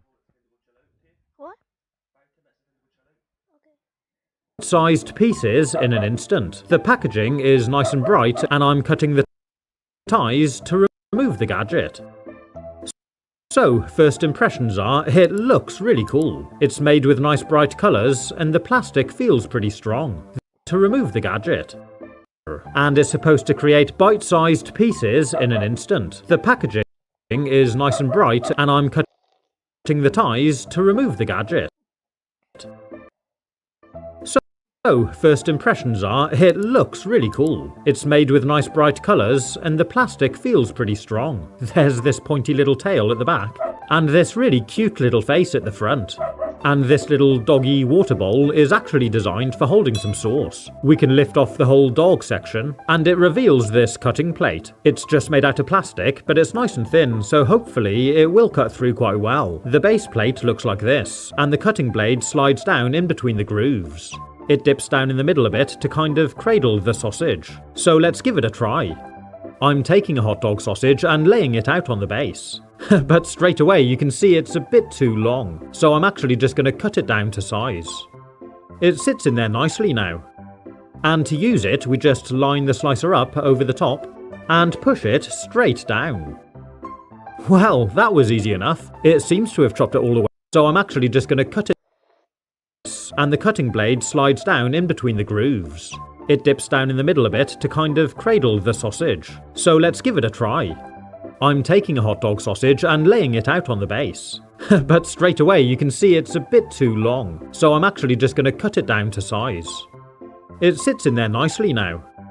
And to use it, we just line the slicer up over the top and push it straight down.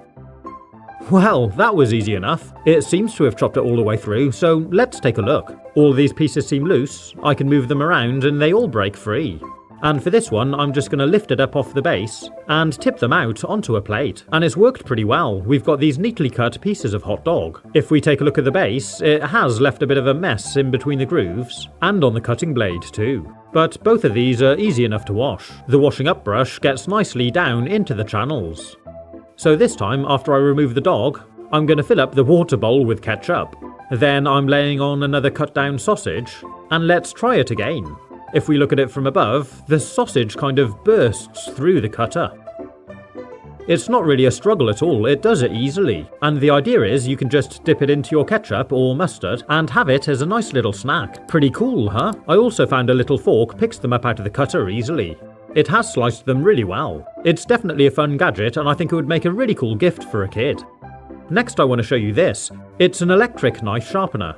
It's got these different channels for different types of sharpening. It's mains powered, and it's actually a retractable lead. It just pulls right out. That's really impressive, I like that. And there's a little button here you can press in to recoil it. The instruction manual details how it works, and it's also got a little diagram showing the different parts of a knife. There's these suction cups on the base, which are used to keep the unit firmly on the work surface while you're using it. I'm pulling out the lead again and plugging it in, then press the on button, and you can hear it whirring into life. To test it, I'm going to use this knife. It's quite large, but the blade on it has become pretty dull. We start off by using the left-hand side of the device. In here's the coarse grinding stone. We slowly draw the knife back through the channels, and there's a channel for each side of the knife blade. And once we've done a couple of passes on the coarse grinder, we move over to the other side. In here's the fine grinding stone. Repeat the same process, drawing the knife back slowly, working on each side of the blade. It really doesn't take long, and I think we're done. If I run my thumb over it like this, it definitely feels a lot sharper. We can see the cutting edge is nice and even and clean, and I'm going to try it out. I'm testing it out on a tomato. Before now, it was a real struggle to get a nice thin slice. Oh wow, that's so much better. Yeah, it's slicing through this like butter. It's definitely much improved. Look at these nice thin slices. I think it's done a really good job. And if I try it with a paper test, it's cutting it without any problems as I'm holding it. But what's really cool about this knife sharpener is you can also use it for scissors. There's another channel down here on the side. We put our scissors in like this, and again draw it back against the grinding stone. Do both blades, and after a couple of passes, your scissors are done and they should be nice and sharp again. But it's also got another feature. This little hole here is actually for screwdrivers. I found this old screwdriver which has got some damage on the tip, so I'm going to try fixing it. Put it in the hole here and you can press it alongside of the grinding wheel. And again, it doesn't take long at all. There we go, a nice new tip for my screwdriver. That's really cool. Next I want to show you this. It's a finger guard protector to use when you're slicing things. It's made from stainless steel, and it's got this hoop at the back to slide your finger through. Mine was a little bit big, so I bent it in a little. And there we go, it grips my finger firmly now. The idea is we use it when we're slicing up things like vegetables to keep our fingers away from the knife blade. You can actually run the knife blade down the side of the shield to help you guide it. I'd say it works pretty well. It is a little bit cumbersome to have on the end of your fingers, but it'll definitely help to protect them from the knife blade. And now I'm going to test it on this bunch of chives. You can actually use the shield to kind of pinch them all down and hold them, then cut them with a knife. I'm not sure this is something I'm going to use regularly, but if using a sharp knife does worry you, you might like to try it. Next I'm going to try out something a little bit different. Any idea what this is? It's actually a gadget for the bathroom. This is an automatic toothpaste dispenser. And here it is. Well, it looks smart. It's got kind of a marble effect look to it. There's this silicone plug in the top, which is where we'll fit the toothpaste, and there's a nozzle up here inside. It doesn't need any batteries. It works with a pump by pushing this part back with your toothbrush. To use it, first we need to install it onto a wall. There's an adhesive strip on the back, so peel off the backing, and fix it nice and square onto the wall. Then take a tube of toothpaste and undo the lid, push it down into the silicone plug, and screw it on.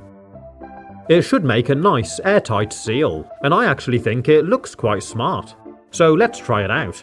I'm using my electric toothbrush, and I'm pushing it up against the plunger. It takes a couple of pumps to begin with to prime the toothpaste through the mechanism.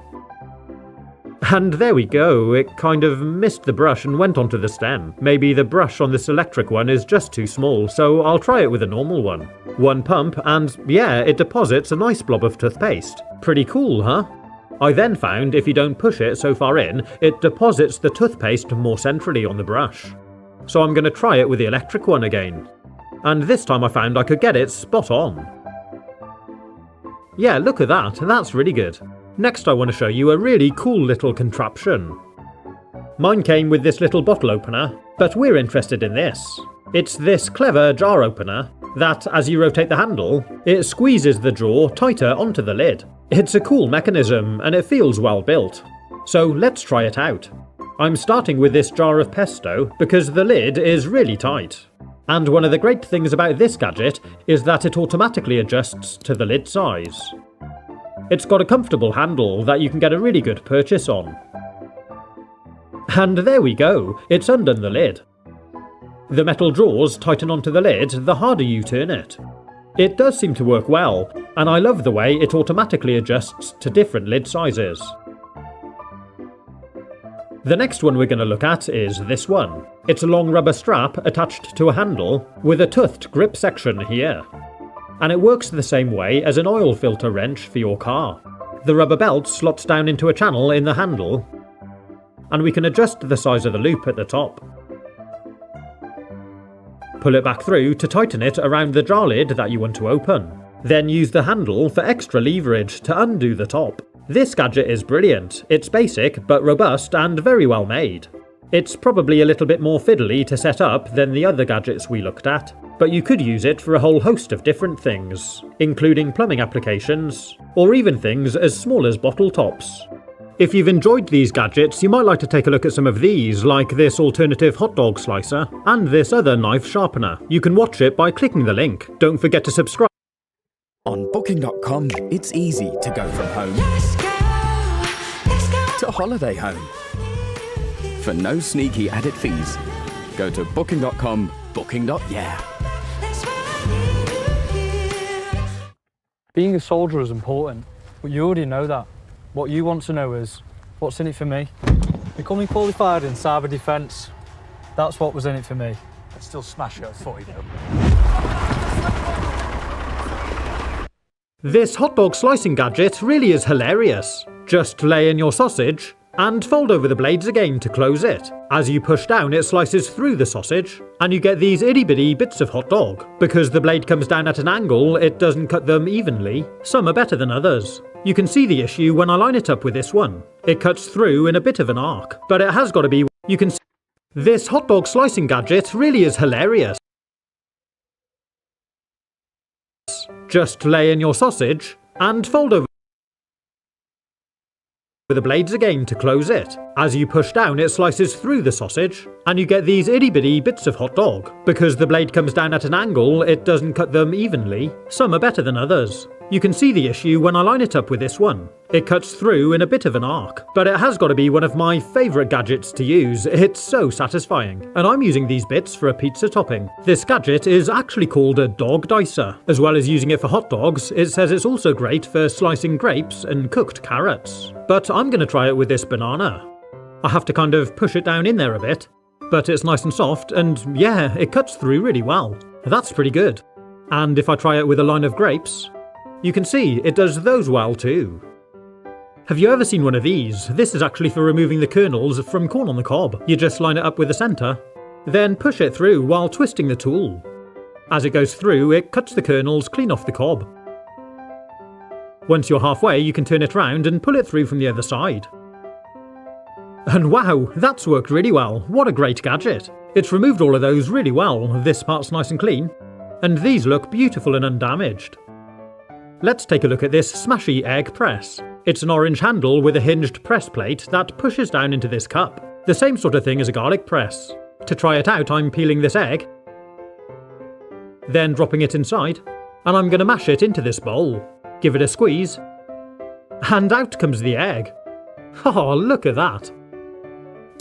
I'm doing another one. That is satisfying. Cut the strands off at the end, and you've got this amazing bowl full of shredded egg. I'm going to use it for making an egg mayonnaise sandwich filling. I'm also going to try out one of these potato ricers. It's the same sort of principle, but we place a boiled potato inside, line up the plunger, and give it a squeeze. And we squeeze out this riced mashed potato. There's pretty good leverage, so it's not too difficult to squeeze, and it's a nice alternative way to serve potato. I'm adding a slice of butter, some herbs, and salt and pepper. If you're enjoying this video, please do consider subscribing and giving it a like. Now let's take a look at this cutting gadget. It's like a large pair of tongs with combs at the end. The idea is we hold something like a lemon in it, then use a knife to cut down in between the prongs, and it should give us lovely even slices. Looking at the bottom, you can see Can I play that for extra time? Can I play that?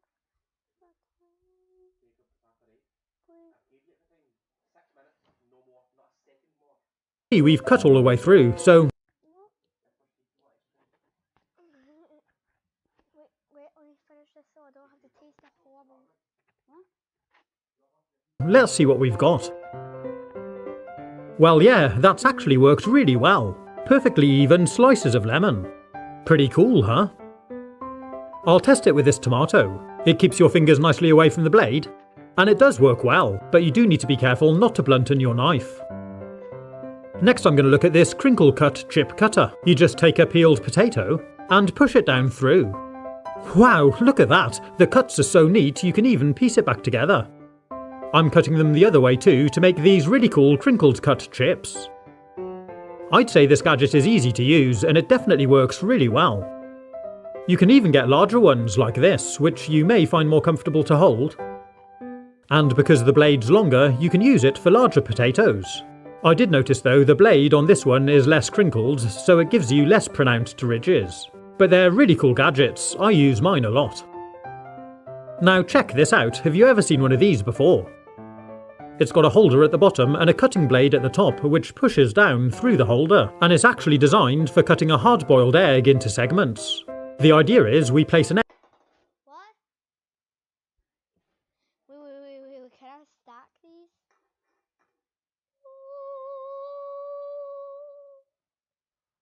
Yo, we got the stacked can.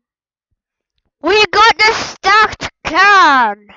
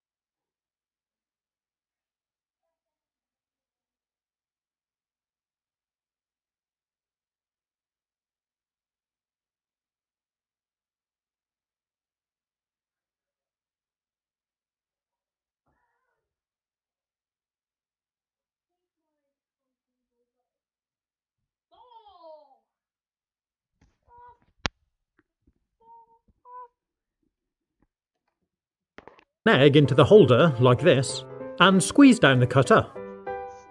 Oh, it cuts through really easily. Let's take a look.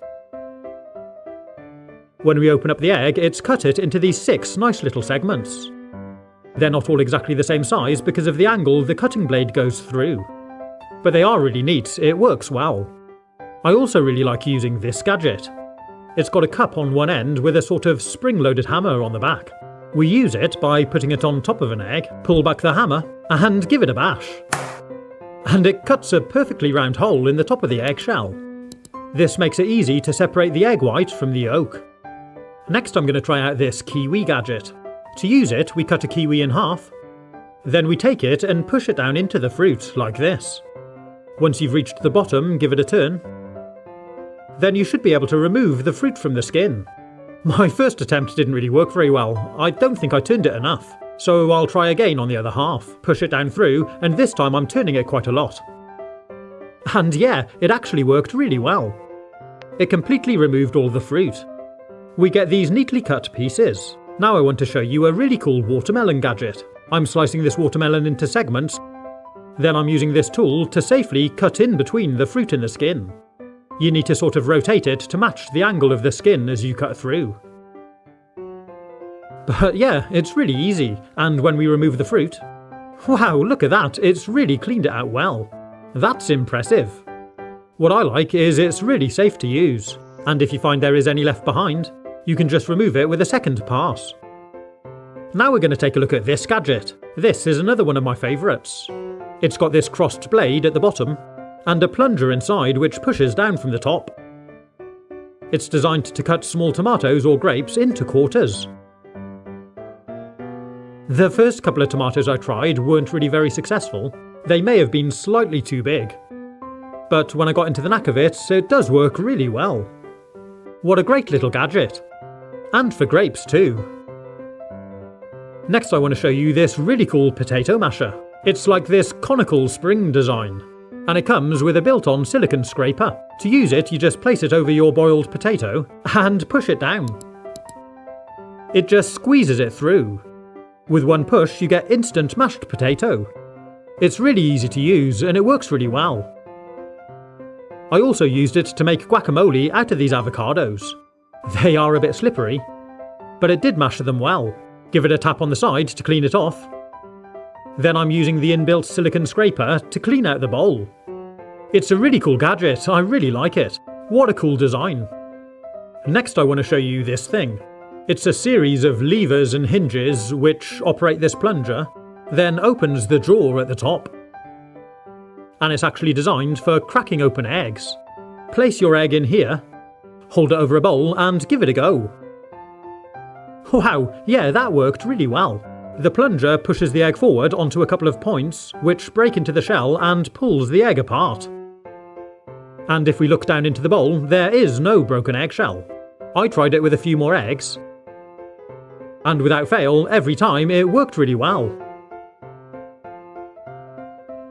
Have you ever seen a tin opener like this? It's a really funky design. It works using this big ratchet lever on top. To use it, we slide open the handle to open the mechanism, and it's got these little metal pliers on the side. We'll be using these to lift off the lid. And there's also this little hook on the other side, which I'll show you more of later. To use it, we line up the can with this arrow, then push the handles back together to grip the can firmly.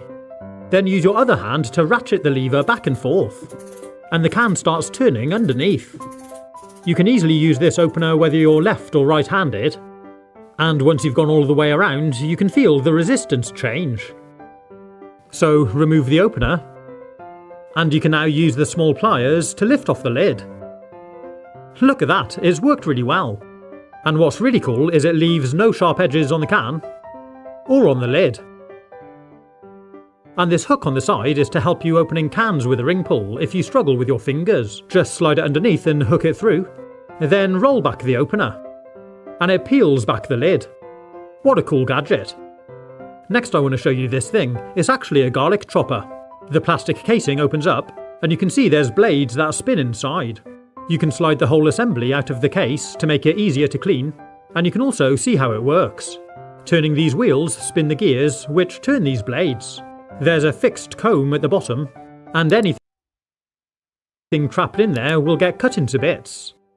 To use it, slide it back into the casing, place a clove of garlic inside and close the doors. Roll it back and forth over the worktop,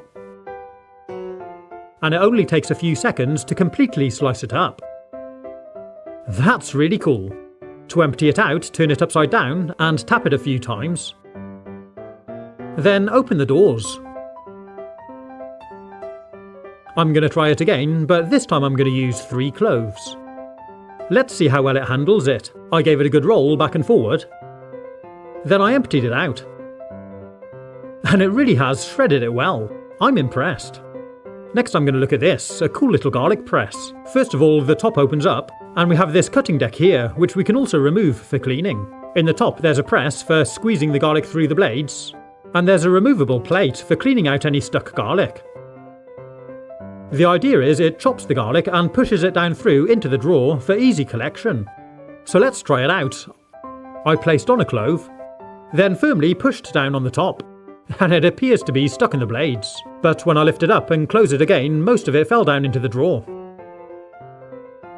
So I removed the cleaning plate, and I did find there was quite a lot of garlic squished in here. It had actually made a cool little lattice. I tried it again with another couple of cloves, and it did seem to work pretty well.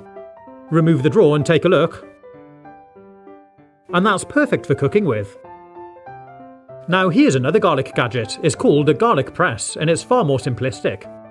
It's just this nice stainless steel hand press. It comes with this little brush for cleaning, and this silicone tube for peeling. To use it, just push a clove inside, place your hand on top and roll it back and forth. After a few seconds you can empty it out, and you should find the clove is completely peeled. Pretty cool, huh? So let's try out the press. It feels very strong and good quality. The idea is we just roll it over the top while pressing down. I did find I needed to use quite a lot of force, but finally it did all press through. And take a closer look and you can see it's really crushed it nicely. Next I'm going to show you this electric potato peeler. It's really cool. We just lift up this top spike, place a potato onto these spikes at the bottom, then lower down the top spike into the potato. Lift up the cutting arm up to the top, then turn it on. It rotates the potato while the cutting arm slowly works its way down from the top to the bottom, while all the time moving in and out to follow the contour of the potato. And when it gets to the bottom, it even turns itself off. Pretty cool, huh? Then you can just remove the potato and place on the next one, ready for peeling. It really does save a lot of time, but you may have noticed it leaves a little bit of skin on the top and the bottom.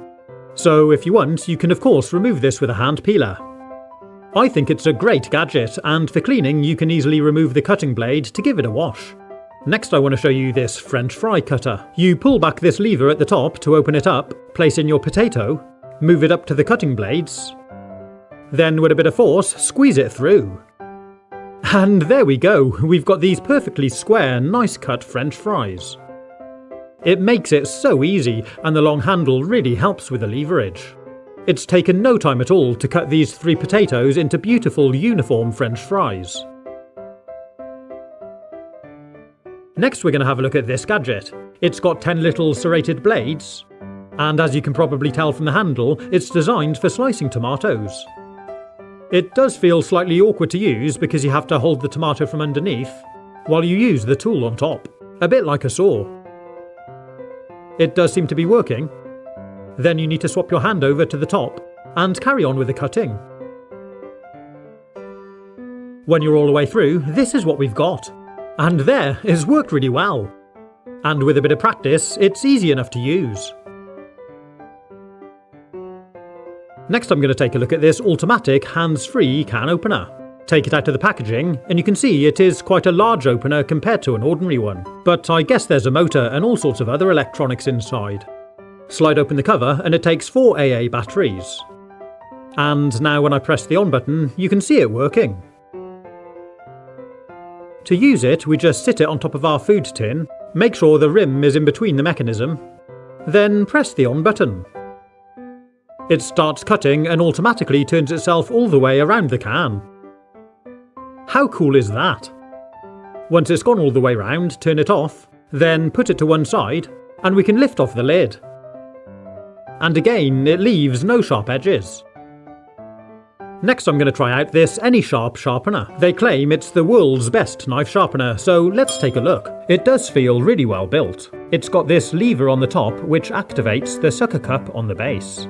The idea is we put it down on the work surface, then suction it down to hold it firmly in place while we use it. I'm going to be sharpening this knife. But firstly, let's do a paper cutting test, so I can show you just how blunt it is. Rather than cutting the paper, it just tears it. This knife hasn't been sharpened for years, so let's try out the sharpener. So apparently all I have to do is sit the blade in the metal sharpening groove and draw it backwards like this. Do it 3 or 4 times. And that's all there is to it. You can actually see steel filings here, where it's ground down the blade to sharpen it. So let's see how well it cuts paper now. Well, yeah, it's actually done pretty well. You can see it's cut the paper, rather than just tearing it. And using it to chop up this onion, I can tell it really is so much sharper than before. This Any Sharp does seem to be a really good product. It's so simple, I really like it, and I'm going to use it to sharpen all my knives. If you want to buy any of the gadgets featured in this video, there's a link in the description below. Now we're going to try out this banana slicing gadget. You put a banana in, and it's got these 6 blades which slice it up. So let's give it a go. Well, banana is really soft, and it cuts through it easily. It gives us these nice even slices, and it's really fun to use. I reckon it's quite good for adding some banana slices to your breakfast cereal. But let's see how easy it is to wash. Well, with a scrubbing brush and some soapy water, it's actually really easy. It's a funny little gadget. I mean, you could just use a knife, but I do like it. The next one we're going to look at are these scissors, which are multi-blade. There's 5 pairs of blades. So if you're cutting up things like herbs with scissors, these should make it 5 times quicker. These chives seem to get a bit caught up in the blades, but as I cut more, it pushes them through. And yeah, to be honest, it cut all of these up really well. And it didn't take long. And again, cleaning the blades out with a scrubbing brush will be really straightforward. I like these scissors, they seem really well made and robust. Now let's take a look at this thing. Any ideas what it is? Well, it's actually an orange skin cutting tool. The idea is you wear it on your finger, a bit like a ring, and this little tooth that sticks out should be just deep enough to cut through the peel. So let's give it a go. It fits the curvature of the fruit well, and it feels like it's working. You can see it's cut a line all the way around. I'll cut through it the other way now, and then try peeling it. I guess it's a safe way for a child to peel an orange, so they're not handling a knife. And yeah, it's cut through the skin enough to be able to peel it. For the next one, we're going to try this really cool looking screw-in squirter gadget. It's designed to spray out fresh lemon juice. And the idea is, we chop the end off a lemon, like this, then screw in the gadget. You can see it's got perforated holes to filter the juice into the squirter. Once it's screwed in, just give it a couple of pumps, and we've got amazing fresh lemon juice. Pretty cool, huh? Now let's take a look at this soda pump fizz keeper. Apparently it fits a standard sized bottle, and it keeps the fizz in your soda. So let's remove it from the packaging and try it out. If we take a closer look, it's got this large bulb at the top and a sort of bottle top at the bottom with a rubber seal and a hole in the middle. When I give the bulb a couple of pumps, I can feel air blowing out of the hole.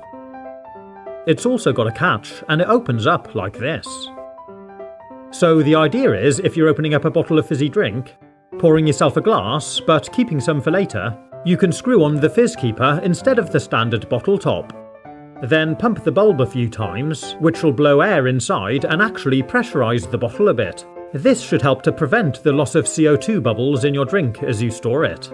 You can see I firmed up the bottle, and when you want to pour some more, you can just open up the catch, fold it over, and pour yourself another drink. It really is a clever design. And you can now store your drink for a lot longer without losing the fizz. Pretty cool, huh? The next thing we're going to look at is this steamship pan cover. It's a flat disc of silicone with a moulded-on steamship with 3 funnels. The idea is to sit it on top of a pan when cooking, and it acts a bit like a lid. It allows steam to escape through the funnels, which should help to stop the pan boiling over.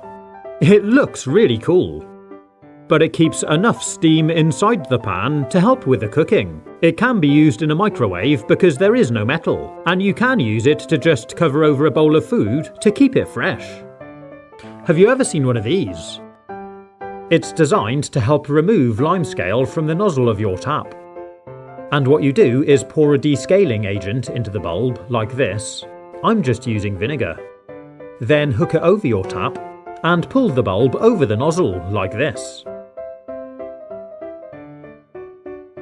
Leave it on to soak for an hour or so. Then carefully remove it.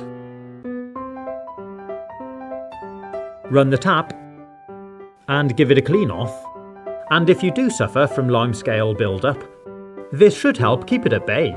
If you want to see some really cool food life hacks and recipe ideas, you can click on the links. Have fun, stay safe, and you don't need to rebrand your whole life, you just need to become the best version of you. I'm going on a 66-day wellness journey with Boots, and you're going to come with me. They sent me a bunch of wellness products to support my journey and my goals. Some of these I didn't even know they sold at Boots. Follow along my journey or lock in with me. Imagine being able to build an app with your name on it, just by thinking about it. Meet Base 44, a complete AI creation platform. Describe what you want, and watch it take shape.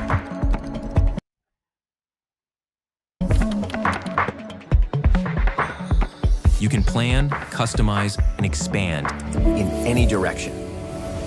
From tools built for one, to platforms ready for many.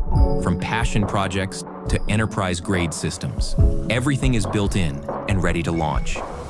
It's a new world of creation, where you can go as far as your imagination takes you. Can you imagine it?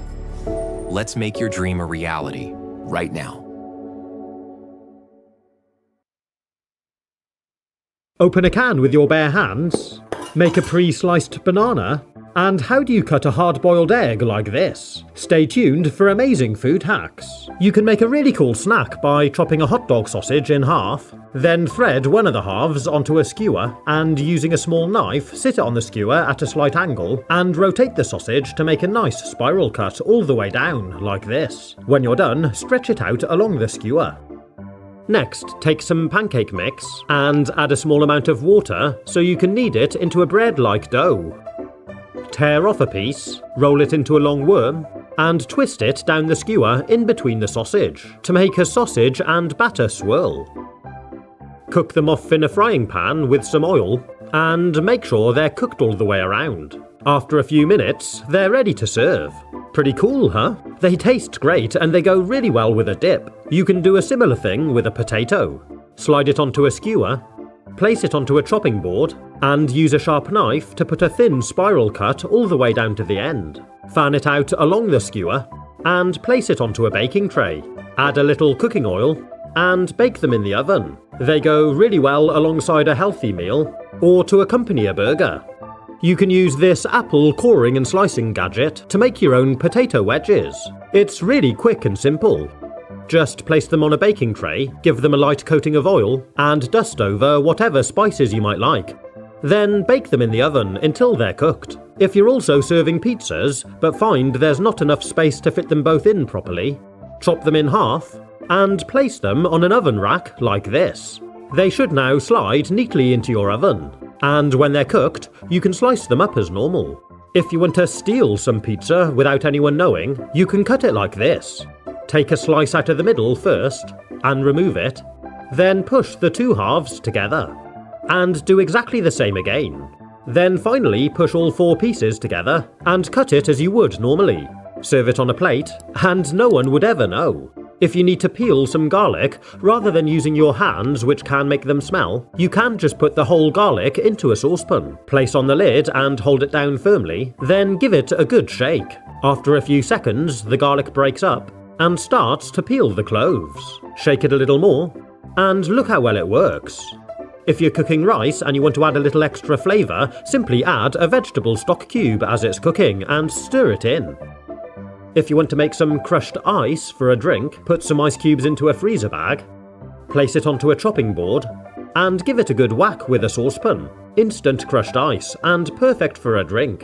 If you want to cool down a can of drink really quickly, I'll show you how. You can see these are at room temperature, which are 24 degrees Celsius or 75 degrees Fahrenheit. To cool them down really quickly, we can pour a bit of water into a bowl, then top it up with ice cubes. Next, sprinkle over a couple of tablespoons of cooking salt, give it a good mix, then submerge a can.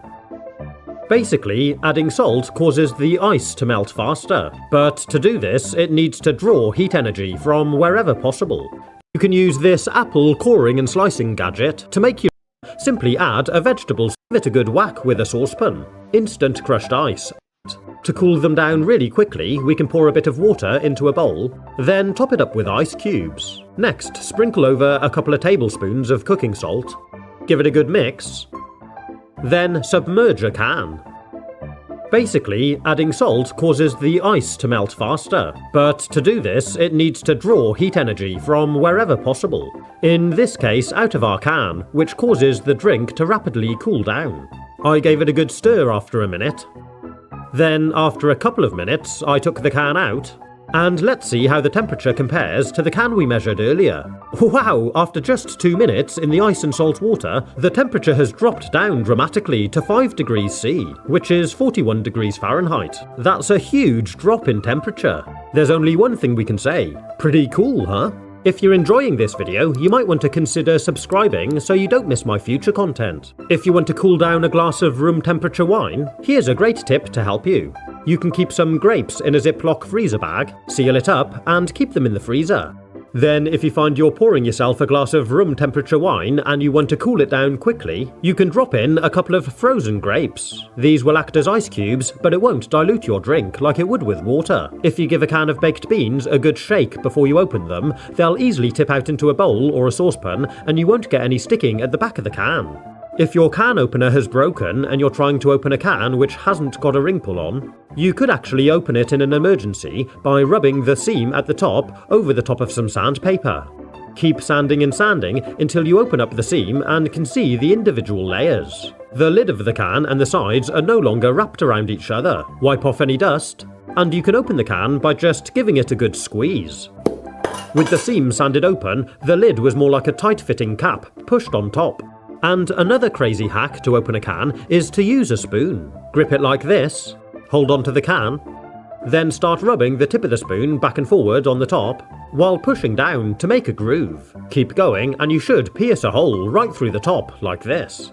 Then use the edge of the spoon to cut all the way around the top. Keep going, and when you get round far enough, you can fold open the top. Of course, opening a can like this does make a really sharp and jagged edge, so you do need to be careful. You can make an emergency food grater by drilling a series of holes in the side of a can, then clean out any metal swarf. Use some pliers to snap off any burrs, and give it a good wash. Then I used the back of the drill bit to bend out the holes to form a cutting edge, like on a grater. And it's ready to use. I'm grating this cheese, and it doesn't take long to have a decent amount. These spiralizing gadgets are really cool. They work really well, but they are a little laborious to use after a while. If you want to speed things up, you can take a wire coat hanger and cut out a section like this, place it into your drill, and use this to turn your produce instead of your hands. I'm pushing it onto the firm bit at the back of my courgette, and even though it's not on straight, look at it go. It works really well. Just make sure you stop before the metal prongs hit the metal blade. And it worked great with carrots too. It really saves some time. For the next one, I'm taking a slice of white bread, rolling it out nice and flat with a rolling pin, then laying over some sliced cheese. I'm